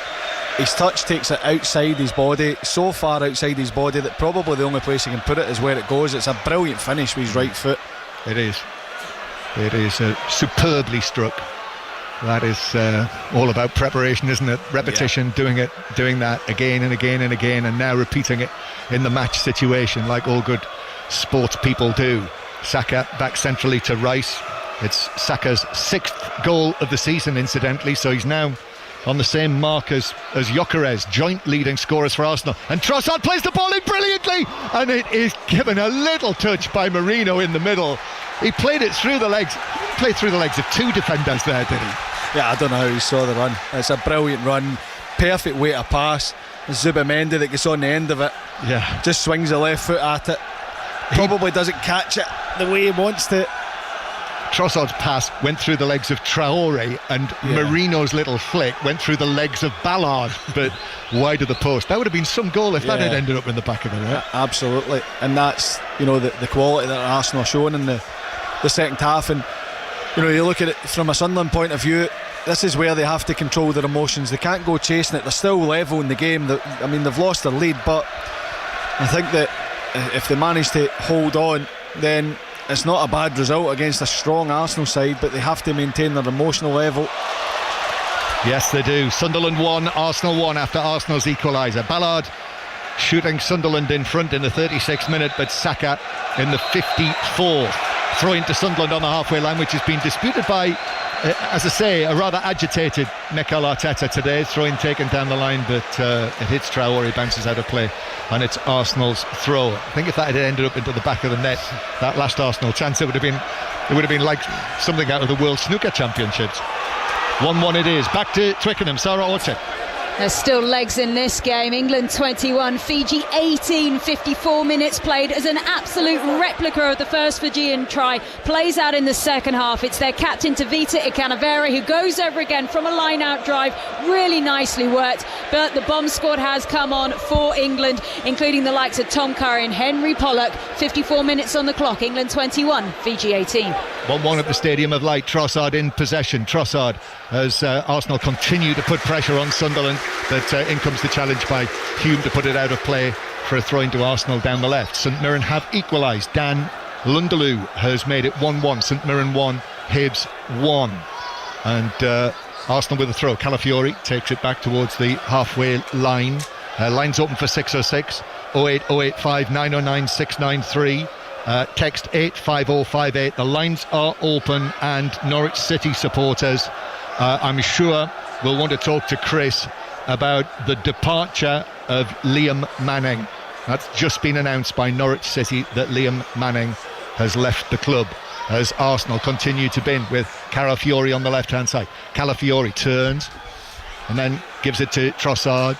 Rice. Arsenal are absolutely all over Sunderland now as Trossard plays it into the box. Calafiori, the angle's very tight, tries to pull it back, took a deflection and then bounces out, and it's taken away towards the corner flag. But again, Arsenal, Marino is there. The hunger now from Arsenal, it's so obvious. Rice plays it in, took a deflection, bounces down, Eza with a shot, but it's straight at Roofs, who's able to catch it into his chest as he falls to his left. Yeah, it's the speed from Arsenal, speed in the pass, the movement. And Sunderland, as much as they were happy to be camped in around their box in the first half, they've been moved all over the place. It seems like it's a swarm of Arsenal players around the box, and any time they manage to get a slight clearance on it, it's fallen to an Arsenal player. It bounces to Eze, chests it, catches it well with his left foot, but it's straight at Roofs and goal. But Arsenal, they're looking more and more dangerous as this half goes on. Sunderland 1, Arsenal 1. Yeah, Norwich City supporters, Liam Manning, after their 2-1 home defeat to Leicester today, but they've had a terrible run, Norwich, and it seemed like such a natural fit, didn't it, when he took the job it's his home city, isn't it, Norwich? But it has not lasted long. So calls to 08085 909 693 if you are a Norwich City supporter. There'll be more on the football pages of the BBC Sport website and app on the Norwich City page, obviously. Sunderland now, a rare attack in this second half. Ball played in by Lefebvre, comes back centrally now, and it's angled into the box. Isidore with a chance, but Lefebvre with a chance, but it bounces away from him as he shoots, and it was blocked by Calafiori. Back to the halfway line, and Sunderland can start again. That was a crumb of comfort for Sunderland, and I'm not surprised that Régis Lebris is going to make a triple change. It feels like it needs it for Sunderland. Yeah, I mean, we spoke about Trossard's pass a minute ago. That was equally as good from Hertrauda, driving forward. Little jink, looks like he's going to take a shot on. Reverse pass into the path of Lefebvre. He just can't quite get the purchase on his shot. So Adingra, Brobby and Talby are the three who are going to come on for Sunderland. Talby, the man who scored the late winner at Chelsea. Ball into the box for Arsenal. Calafiori on the run, Trossard's pass, and it's actually stayed in remarkably. Sadiki, sure that ball was going to bounce behind, but I don't know whether there was spin on it or what. It's a great skill, isn't it? Yeah. He missed the ball and it is still staying the pitch. Yeah, and right, ball's out of play, throw in to resume. We've got less than half an hour to play, and these three changes then. So Isidore is going to be the first man off. also Lefay. So two of the front three. And just waiting for the other red number on the assistant's board. And it's going to be Traore. Yes, so it is that whole of that front three for Sunderland who are replaced. And Régis Lebris just offers a hand to Bertrand Traore as he leaves the field. Sunderland 1, Arsenal 1. And if they didn't know it before, Sunderland know that they're in a right fight now for anything out of this. Yeah, absolutely. And it's interesting because, Arsenal are finding the gaps defensively from Sunderland, that they're managing to cut them open. They're managing to find those little passes inside centre-backs and wing-backs. And Régis Lebris has gone and changed his front three. He clearly wants them to, when they win it, if they win it, to get a hold of it and cause Arsenal a different problem maybe going forward. So 1-1 it is. And did I say that? Lunderloo, that second St Mirren goal, or rather for the second time in the match, that was overturned. And now Hibs have scored through Chris Cadden, and it's St Mirren 0, Hibs 2. More VAR, fun and games, although we don't know the circumstances. Yeah, I mean, I hope it's not what the circumstances that St Mirren have faced, because I've had plenty go against them where you certainly feel hard done by. It's funny, isn't it, how that happens to some teams during the course of a season. Trossard has got the ball on the left flank. 25 minutes to go. Back to Rice. Rice thought about the shot, but Brobby was able to close him down, the Dutch international. Adingra out there, the other substitute on the left. Saka, though, is able to curl it in. Roos comes, gets a punch on it, and it's driven against the crossbar by Zubamendi. Comes back to Eza. Eza couldn't get the shot in. That was charged down. Roos had come out for the punch, was out of his goal. It was a crowded penalty area. Zubamendi went for goal with his right foot, and it crashed against the crossbar after he brought it down. Bounced down. Eza couldn't get the follow-up and away. Yeah, well, I mean, first of all, the cross from Saka's outstanding. Just under Marino, but forcing Roofs into action. And it's a great touch and hit from Zubamendi in the edge of the box. Gets the dip, gets the power. It's just unfortunate to see it come crashing off the bar. Drops the Eza, gets a touch and shot away, but it's well blocked in the end. But Arsenal certainly turning the screw here. Yes, they are. Arsenal back to 1-1, and now looking to move ahead in the match as Saka is leaned into and fouled. That is a free kick by Reinildo, and Saka eventually, by the time he went down and slid, I think the free kick might be closer to the right corner, but even so it's in a good position. Yeah, I mean, we know Eza can hit them, we know that Declan Rice can. It's just, I mean, I don't want to say it, but it might just be too wide for the right footer to have a decent effort on goal, so I wouldn't be surprised to see this crossed into the box unless Saka steps up and fancies it. Certainly suits a left footer for a shot. Well, they're talking about it, aren't they? Gabriel and Declan Rice and Saka, the three of them all together. If you just switched on to us on 5 Live, it's 1-1 here. Sunderland led in the first half, but Arsenal have drawn level. Arsenal, who set out today after the earlier results, if they can win this, they'll go 9 points clear ahead of tomorrow's matches, which of course include the small matter of Manchester City Liverpool. Free kick then. It's going to be Rice to take it, but I think James McFadden's right. It looks as though it's going to be a delivery, a curling delivery from Rice. Roofs comes, gets something on it, then ends up on the ground, and the referee's blown the whistle. Arsenal player down as well, but Roofs has got the free kick, although there's a bit of pushing and shoving, and Gabriel was involved in the middle of all that. You probably won't be surprised to hear it's actually Marino who jumped into the goalkeeper, which has been given as a foul. Debatable. Yeah, I mean, extremely soft for me. Very well protected, the goalkeepers. I think that Gabriel was actually in his peacemaker. Marino was taking a bit of stick from the Sunderland players, but he's every right to go and challenge for it. Roofs decides to come, probably jumps into the space that Marino's standing in. I will tell you one thing, it certainly wasn't there where he's taking the kick from. No, it was not. Anyway, it's still in the penalty area. We'll draw veil over that. Sunderland 1, Arsenal 1, 08085 909 693. And it should be a busy one tonight with Alistair Bruce Ball and Chris Sutton after Liam Manning has left his job at Norwich City, and everything that's happened with Middlesbrough and Wolves over the course of the last 24 hours. And if you've been at a match, of course, they will welcome your call on 08085 909 693. Match of the day tonight for the highlights. Kelly Cates will have Alan Shearer and Theo Walcott with her. Watch it anytime on the iPlayer. And of course, new this season, the Premier League clips and goals are on the BBC platforms to watch from 8 o'clock.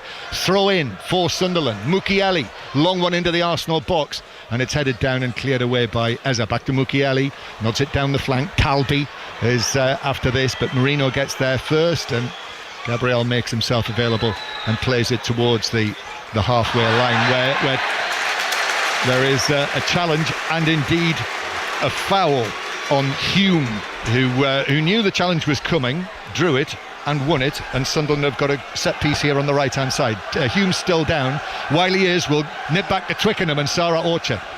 It's England 26, Fiji 18, 61 minutes played as Jamie George, the England hooker, went over the line after a driving maul involving most of the England team. And at the moment, Fiji, they're also down to 14 after Tuisova was sent to the bin. England 26, Fiji 18. Listen to that right now on Sports Extra. Brazilian Grand Prix qualifying is on Sports Extra 2 on your BBC Sounds app. And a free kick to Sunderland. Hume has eventually got to his feet. Sunderland probably taking a breather here as much as anything else after the intense pressure they've been under. Yeah, absolutely, and it gives them a chance to set this up. They obviously scored a goal from a set play. They hope to do the same again. Yep. So Xhaka to take this. Granit Xhaka, who just adjusts the position of the ball. I'm not sure he's allowed to do that, but he's done it nevertheless. Xhaka then curls it in, left-footed, it's headed down, rattling around inside the Arsenal box, and then Marino was underneath it, volleyed it up in the air, but the whistle had gone, and it's a free kick to Arsenal. Yeah, he's done well to unpick that free, because there's so many bodies. Sunderland are so aggressive attacking it, and Arsenal are so aggressive defending it. Yeah, Reinildo is then challenged by Saka, and he goes tumbling off the pitch on the far side, and that's a free kick given against the mighty physical Bukayo Saka, who sent him flying. 1-1 the score. Incidentally, match of the day might be a little late tonight because it is Remembrance Sunday tomorrow, and the Royal British Legion Festival of Remembrance is on BBC One tonight at 9 o'clock, which means that match of the day will be rather later than usual. Always worth a watch, the festival from the Albert Hall, if you've got nothing else planned this evening, or indeed if you have. Sunderland 1, Arsenal 1, and there is still another Premier League match tonight. Chelsea Wolves, going to go and get the team news in a moment, but Arsenal on the attack, ball headed forward for Eza on the chase, but Roofs is able to come out and gather it on the edge of the box. So come in from Stamford Bridge, Sohail Sahi. Yeah, good evening, John. Chelsea one change from their Premier League win over Tottenham. Liam Delap, he comes in for Malo Gusto. As for Wolves, their under-21 coach James Collins, who probably is in charge for tonight only, he makes 4 alterations from the Fulham defeat. The main highlight, John, Hwang returns to the 11. Very good, thank you, Sohail, who will keep you up to date on that match throughout the course of 6:06 and the rest of the night. Arsenal have got a free kick in the central third of the field. Chelsea, who are back from Azerbaijan this week. Arsenal had the shorter trip to Prague.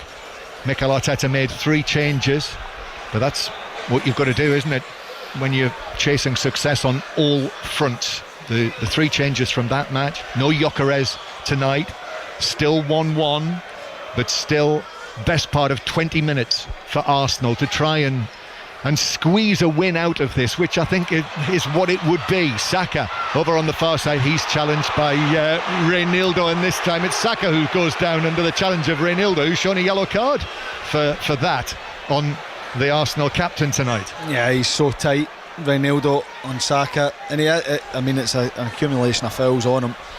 You mentioned the over physical Saka a minute ago, John. I think that was just a little bit of retribution from Saka, because there have been a number of little niggly fouls from Reinildo because he's so intent in making sure that Saka doesn't get turned and able to run away from him. But it's no surprise to see him going to the boot. Arsenal subs are out, but no sign of a change yet. And as I say, into the last 20 minutes, Mikel Arteta going with the team that started the match. And Rice to take this free kick. Raises his left arm over there on the right hand side. In it comes right footed, prodded away to Eza, who's in the D. Back to Marino. His ball over the top, a stretch with the cross on the volley. Xhaka is able to get up and head it away for Sunderland, and then it bounces down. Adingra, though, it's dispossessed by Saka. Excellent work from Bukayo Saka. Rice now, corner of the area. He drags it back in a very tight area. Arsenal switch it towards the left-hand side to Trossard, who actually is in quite a central area. Trossard now approaching the box. Oh, it might open up for him. It does! Oh, and he scores! Oh, that's all he needed! Trossard! For a split second, suddenly, there it was, and flash, top corner with his right foot, and Arsenal are in front here at the Stadium of Light. From 1-0 down, the leaders have dug deep, and it's Sunderland 1, Arsenal 2. Oh, that is quite sensational from Leandro Trossard. He's been in that position a number of times throughout the evening, where he's cut inside, he's maybe played the pass or he's went for the cross, played the overlap. Calafiore runs round him and the space just opens up for him, and he doesn't need another invitation. He just gets it out his feet, smashes it near post into the top corner. It is a thing of beauty, the finish, but it's great play. It's a run from Calafiore that allows the space. Siddiqui, who's been outstanding all afternoon, for some reason steps to his right hand side, which then leaves the space open, but he's still got a hell of a lot to do, Trossard, and he fires it pinpoint into the top corner, roofs across, absolutely no chance. It's a sensational finish from Trossard. It really is. That was a rocket from Trossard. There was a delay, VAR looking at something or other, but the goal is given, and that's confirmed. Sunderland 1, Arsenal 2, with just over 15 minutes to play. And as you said, James, it was just Siddiqui just moved to his left, and also it was Brian Brobby, the substitute, who was the player who was on the cover on the other side. He didn't move, and therefore that gap just opened up between the two of them from the edge of the box. Well, as it comes, when Trossard's on the ball, Siddiqui's facing him, he's about a yard off him, and he notices the run of Calafiore, and he points to say the run's there, and normally you would say, you take the runner, I have the man, which he does, and for some unknown reason he just takes a little half step to his right hand side, which then just invites Trossard to step into his right foot and smash it beyond roofs. He's got no chance. The speed in the shot means he sees it and he's scrambling and he's at full stretch, but it's beyond him before he can get anywhere near it. Yeah, sensational.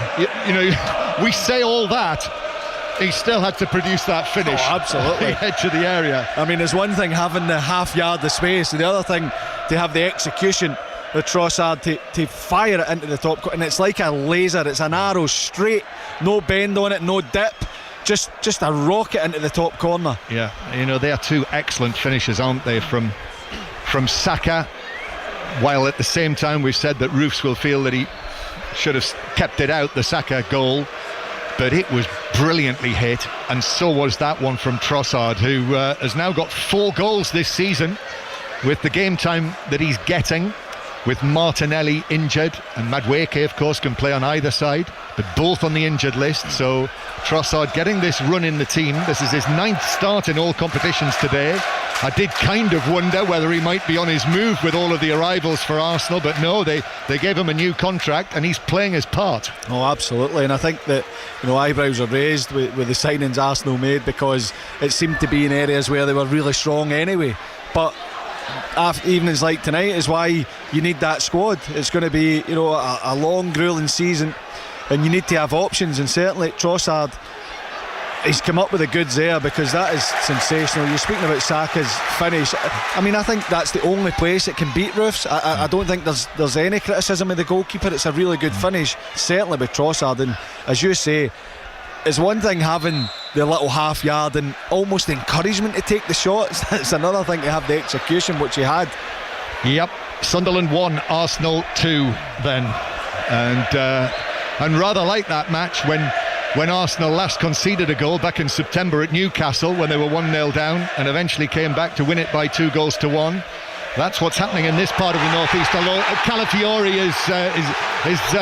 is all over Hume, and it's a free kick. And Craig Pawson is just taking his time here. And even though I think some of the Sunderland players, I mean, we might not be seeing the imaginary yellow card being shown, but certainly the question's being asked as to perhaps why that wasn't. And it's not, it's just a free kick. Yeah, I mean, he's so tight to Hume, and when the ball's flicked on, he goes to take a swipe at it, Calafiore. He's got a little bump off of Hume, which makes him miss the ball, and then he just holds him to the ground. I mean, I suppose it's the position of where it is. It's just off the touchline. So, free kick then, Sunderland, 2-1 down. Hume, lovely delivery, flick off an Arsenal head, a touch on the far side of the box. It's kept in by Adingra, who's forced out there towards the corner flag. Challenge comes in from Timber, who slips, almost takes out the corner flag itself. It's out of play only for a throw that Mukiele's already waiting to take there. He's asked for a different ball. When I mentioned Roger Federer earlier, I couldn't remember the name of the Wimbledon men's champion. Of course, it's Yannick Sinner. It came back to me now. That's old age. Here is Adingra with a throw. Taken to the post, chance, and it's driven and stopped on the line by Raya. Herr Crowder in a crowded 6-yard box, but actually the flag's gone up. But in any case, Raya didn't know that, and his teammates are roundly congratulating him for that brave save after Ballard flicked it on. Raya palmed it away, and actually, saying that, it was Brobby who was in the box who hit it on the turn. And Raya made the stop, but the flag was up. Yeah, it's two excellent saves, because the ball just flicks off of Ballard, and then I don't know who it is, it's in front of him. A Sunderland player sticking his leg out, that might have been Herr Crowder, sticks his leg out, and Raya then needs to react. He puts it away from danger, then gets up and recovers. That's a good hit from Brobby. I know that it wouldn't have counted, but he spreads himself, and it's a brilliant double save from him in the end.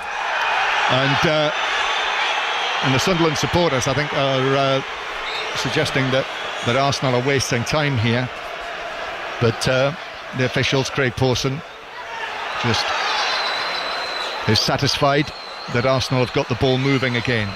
The leaders winning 2-1, and Sunderland man Mukiele is down and might have a problem here. Yep, the referee is quickly across. I think his attention was drawn by some of the Arsenal players, and Craig Pawson very quickly got across there and has called the medical people on to see to Mukiele, who may well have we haven't seen it again, but it might have been one of those collisions where players have turned into one another, because I think it was after the ball had gone. Yeah, I couldn't quite see it. I could see that he was struggling, but you know, slightly worried at the reaction from the referee and how panicked he looked to rush over to Mukiele and get the attention onto him. Well, he is moving, that we should point that out. They've got him lying on his back, he's got his arms up bent behind his head, and he is responding to them down there, so we'll just see what happens. So 10 minutes to go, and while the player is receiving treatment, the two managers, Mikel Arteta, I mean, he's carrying out an impromptu team talk down there on the side of the pitch. He's gathered all of the Arsenal players around him in a tight circle and clapping his hands. There are orders going out, and Régis Lebris similarly is talking to 5 or 6 of the Sunderland players. So a stoppage here at the Stadium of Light. So back to Twickenham and Sarah Orchard. It's England 31, Fiji 18, 71 minutes on the clock, and a fifth try for England that was an absolute beauty. Caught a loose ball, did Marcus Smith, hacked it on, and then the speedster that is the Bath wing, Henry Arundel, dotted down in the corner. England 31, Fiji 18. So 31-18, that's on Sports Extra. I can tell you the news on qualifying from the Brazilian Grand Prix while Mukiele gets to his feet and is going to be helped off the field. McLaren's Landel Norris is on pole for the Grand Prix tomorrow. You'll hear it on 5 Live at 5 o'clock tomorrow. Sports Extra, actually, 5 o'clock tomorrow for the commentary. Kimi Antonelli is in second for Mercedes, and Charles Leclerc of Ferrari third place on the grid for tomorrow. Sports Extra for that. And we will bring you commentary across the various platforms on all 5 of tomorrow's Premier League matches, so we'll have all of the top football covered tomorrow. But Nottingham Forest Leeds will be here on 5 Live at 2, and then 5 Live is the place to listen to Manchester City Liverpool from 4:30. Arsenal will be 9 points ahead of them with this scoreline. I'm pleased to say that Mukiele seems all right, James. He's going to come back onto the field. Yeah. But Sunderland just with 10 men at the moment. The third goal for Arsenal now, well into the last 10 minutes of the match. This would finish us. This would give them the points. But don't dismiss Sunderland completely yet by any means in this match. Sunderland, as Mukiele comes back onto the field, Declan Rice wasn't expecting that. He came from behind him. Scampered back onto the field. Then it's played downfield. Arsenal will be unhappy about this if Sunderland go on to turn this into the back of the net. Brobby holds it up on the edge of the area. Now here is Talby skipping in field and then back centrally as the ball comes here to the right hand side, and Mukiele's struggling, John. Right. He stepped forward. I mean, I take it it's not that serious, but certainly he looks very uncomfortable. He's making his way back now, but yeah, it's just from a position halfway inside the Arsenal half. He's run all the way back into his own territory. They're going to give him the ball now, which they do, and he hits a pass forward straight at Declan Rice. It bounces to Sunderland though.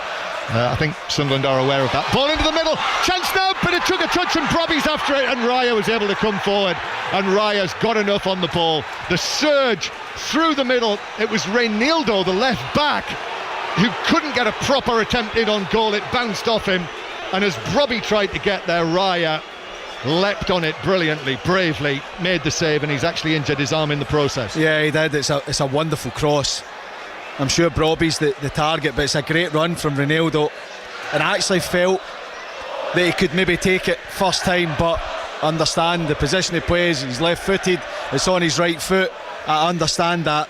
He takes a touch, and it is brave from Raya to get down and pick the ball up. Brobby coming in, diving at his feet, but that's a wonderful cross, and it's half a chance for Sunderland. It was.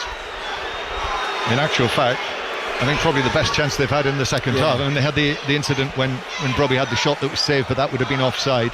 If they'd put that in the net, that would have counted. And you were speaking earlier saying that Arsenal feel the need to get that third goal because Sunderland have shown they can be dangerous. As you say, they've not been creating chance after chance, but certainly from set plays, that's another little warning for them.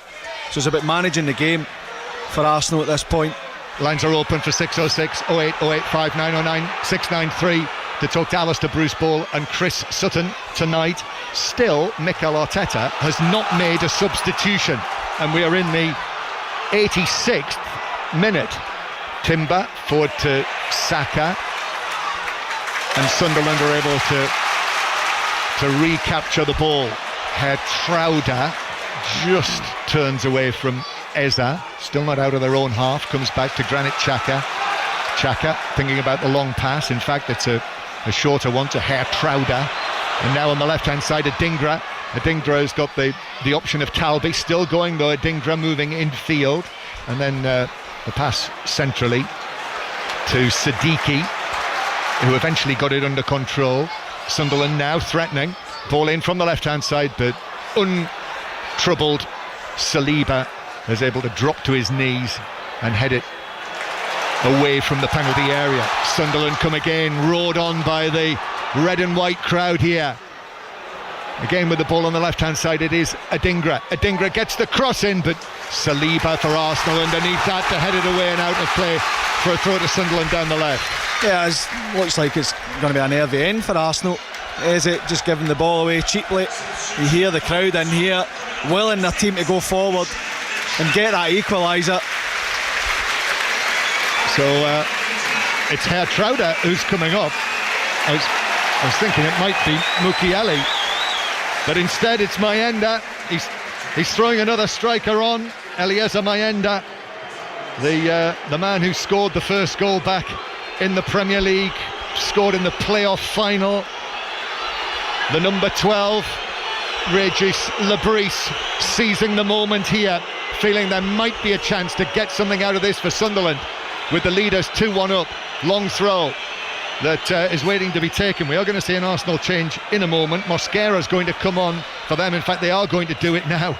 Well, it tells its own story, this, that Sunderland take off Hertrauda and bring on Mayenda, whereas Arsenal take off Eza and bring on defender Mosquera. Yeah.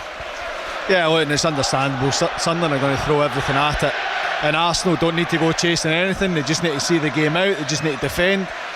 And as you say, extra body up there for Sunderland means an extra body in there for Arsenal as well. Here's the long throw for Sunderland into the Arsenal box, but it's headed away back out towards the left hand side where Adingra's battling for it. Actually, Arsenal could be away on the counter attack through Saka. It's played forward. Rice is furthest forward now for Arsenal. Saka continues his run. Red and white shirts getting back out to the right hand side to Saka. Saka still going against Xhaka, and Granit Xhaka against Saka is able to make the challenge and come out with it. Excellent play from the Sunderland captain against the Arsenal captain. Yeah, it was a great recovery from Sunderland as a team.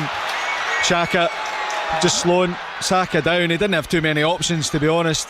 Rice and Saka on a furrow forward, and the rest of the team are just thinking, on you go, try and keep the ball up there, we'll have a little rest and see the game out. The longer you keep it there, the better. Well, it's been a really interesting one, hasn't it? It's something a little bit different, this it's felt like to me, with Sunderland going so well but facing what would be their first home defeat back in the Premier League, although no shame if it's to come in these circumstances, narrowly against the clear leaders. Back to Twickenham, Sarah Orchard. 77 minutes played, England 38, Fiji 18, as regular captain Mauro Itoje, who's been on the pitch less than 10 minutes, has flopped over for England's 6th try. The game is now safe with just 2 and a bit minutes left on the clock. England 38, Fiji 18. Yeah, this is not safe yet, and Brobby feels that he was fouled by Gabriel as Arsenal go for goal from the halfway line with Declan Rice, but that drifts wide. Well, the ball ran free centre field. Brobby was running back towards it, and Gabriel may well, possibly behind the referee's back, have brought Brobby down. I'll tell you, I would have loved to have seen that hit the back of the net because the technique of Declan Rice, but I feel that it would then have been ruled out because that looked like a foul to me. On Brobby. Really aggressive defending. I think there was a foul in there, so maybe just as well for Declan Rice that he didn't find the back of the net. Well, in the St Mirren Hibs game, as we mentioned, 2 St Mirren goals have been overturned by VAR, and now Hibernian have got a 3rd goal. Miguel Chaiwa has made it St Mirren 0, Hibs 3. 7 minutes of added time then here at the Stadium of Light, so there's certainly time for another one yet. Long ball pumped forward for Sunderland. Shouts that it might have been a corner, but Mukiele, I think, did get the final touch, and it's behind for a goal kick to the Premier League leaders Arsenal, who could make it here. 11 wins in a row. It'll be their 6th Premier League win in a row, and I think we don't need to be a genius to work out that Mikel Arteta and everyone at Arsenal would quite like a point apiece tomorrow between Manchester City and Liverpool. Oh, absolutely. I said before the game, though, most important thing for Arsenal is getting the job done here tonight. Yes, and then they can enjoy the game tomorrow, regardless of what happens. We'll try and bring you Mikel Arteta live during the course of 6:06. Brobby now jumping in the challenge with Mosquera, the Arsenal substitute, and that is a free kick. And this will enrage the home fans, because Arsenal will take this to the absolute limit. However, 7 minutes of added time. Lines open for 6:06, 08 085 909 693. Gabriel Aintza, a new part of Mikel Arteta's coaching staff this season, has just come forward very casually, hands in his pockets, to have a word or two with Mikel Arteta. If they win the league after he's joined the coaching staff, that's not bad, is it? Yeah. Cleared away by Sunderland, but it bounces back into their own penalty area to Roofs, who quickly sort of sidearms it out. Hume with a pass. That's controlled by Talby.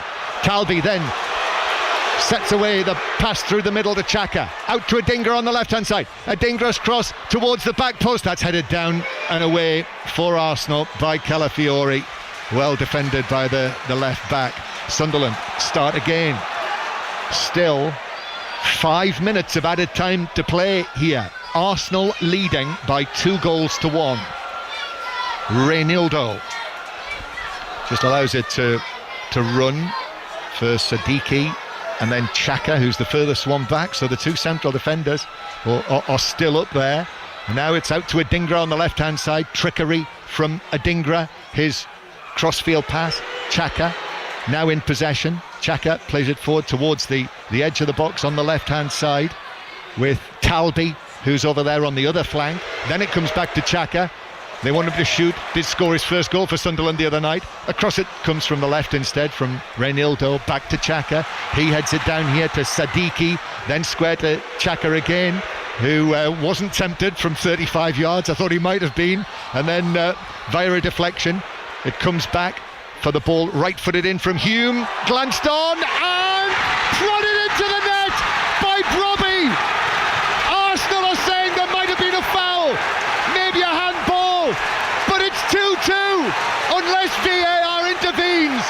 But Brobby, the substitute, has hauled Sunderland back into this in added time and possibly preserved their unbeaten home record back in the Premier League against the leaders. Sunderland 2, Arsenal 2, unless VAR steps in. Yeah, I mean, the noise, the reaction to the fans in here, absolutely incredible. You spoke about Arsenal and managing the game and dealing with Sunderland because you knew they'd get a lift, particularly being at home. And I'm not sure, to be honest, what they're claiming for. Oh, two challenges, but if anything, the first looked as though it was a foul on Ballard rather than a foul on an Arsenal player. And the question is whether Brobby, who had a handful of Gabriel's shirt, we can now see, we've got a replay there, as he's battling for it on the stretch, the ball dropping to him, Raya, the goalkeeper, coming out, he gets a foot to it. This has to stand, and it does. Because when the ball comes in, John, Ballard is getting manhandled. He does really well to get the header on it, and then when it comes in, Saliba is it Gabriel that's got a hold of Brobby's shirt as much as Brobby's a hold of Gabriel's shirt, and then when he flicks it into the back of the net, there's a bit of contact with Raya, but if anything he comes into Brobby. That's the right decision, and this place has erupted. I wonder if they believe they can go and get a winner now. What a noise there was when that was confirmed. Sunderland 2, Arsenal 2, and still we've got 2 minutes to play. To Twickenham though, Sarah Orchard. Full-time England 38, Fiji 18, 6 tries for England on the day, now 9 tests in a row for Steve Borthwick's men that they've now won. Next week, all eyes on New Zealand, who await. So play does resume here with 2 minutes to go. There might be a little more than that added on. Brian Brobby, who's just scored his first goal for Sunderland to make it 2-2 against the leaders. And what an atmosphere there now is inside the Stadium of Light. I'm not sure how many believed that they were going to be able to come from behind against Arsenal, but they've done just that. And they've become the first team, Sunderland, to score 2 goals in a match this season against Arsenal. But Arsenal aren't finished. Trossard across, then Zubimendi, back to Saliba, and out to Saka. Right-footed ball dangerously into the back post. Calafiori with a header. It bounces down. Chance for Marino. That's blocked in the 6-yard box, and it's blocked wide and behind for a corner. Big chance. Big chance that Sunderland survive. I'll tell you what, the save from Roofs is outstanding. He spreads himself. The ball's clipped to the back post. Calafiori gets on the end of it, but the block from Dan Ballard. It looks like it's going to be a certain goal for Marino. He gets himself in front of it. What an end to the game we're having. Saved by Roofs, block by Ballard. Corner though to Arsenal, right at the end. We are in the 7th minute of added time. Sunderland equalised in the 5th. Saka to take this corner. Arsenal players grouped beyond the far post. Saka needing the perfect delivery. Left-footed. Swings it into the back post. Trossard heads it across. Sunderland are able to clear it away. Oh, Rice slips, but just recovers against Talbi, who nearly nicked it away from him. Rice again on the halfway line, could only hike it out for a throw. And Sunderland are thinking here that they might be able to snatch a winning goal. They wanted to take a quick throw, and I think Regis Lebris down there, the calmest man in the house, has just said, hang on a minute, we've just made it 2-2 against Arsenal. Yeah, I mean, you can understand it. The place in here is absolutely electric, and it looked like Talby was going to capitalise on a slip from Declan Rice, but Regis Lebris just reminding these players that, listen, it's a decent result, it's a very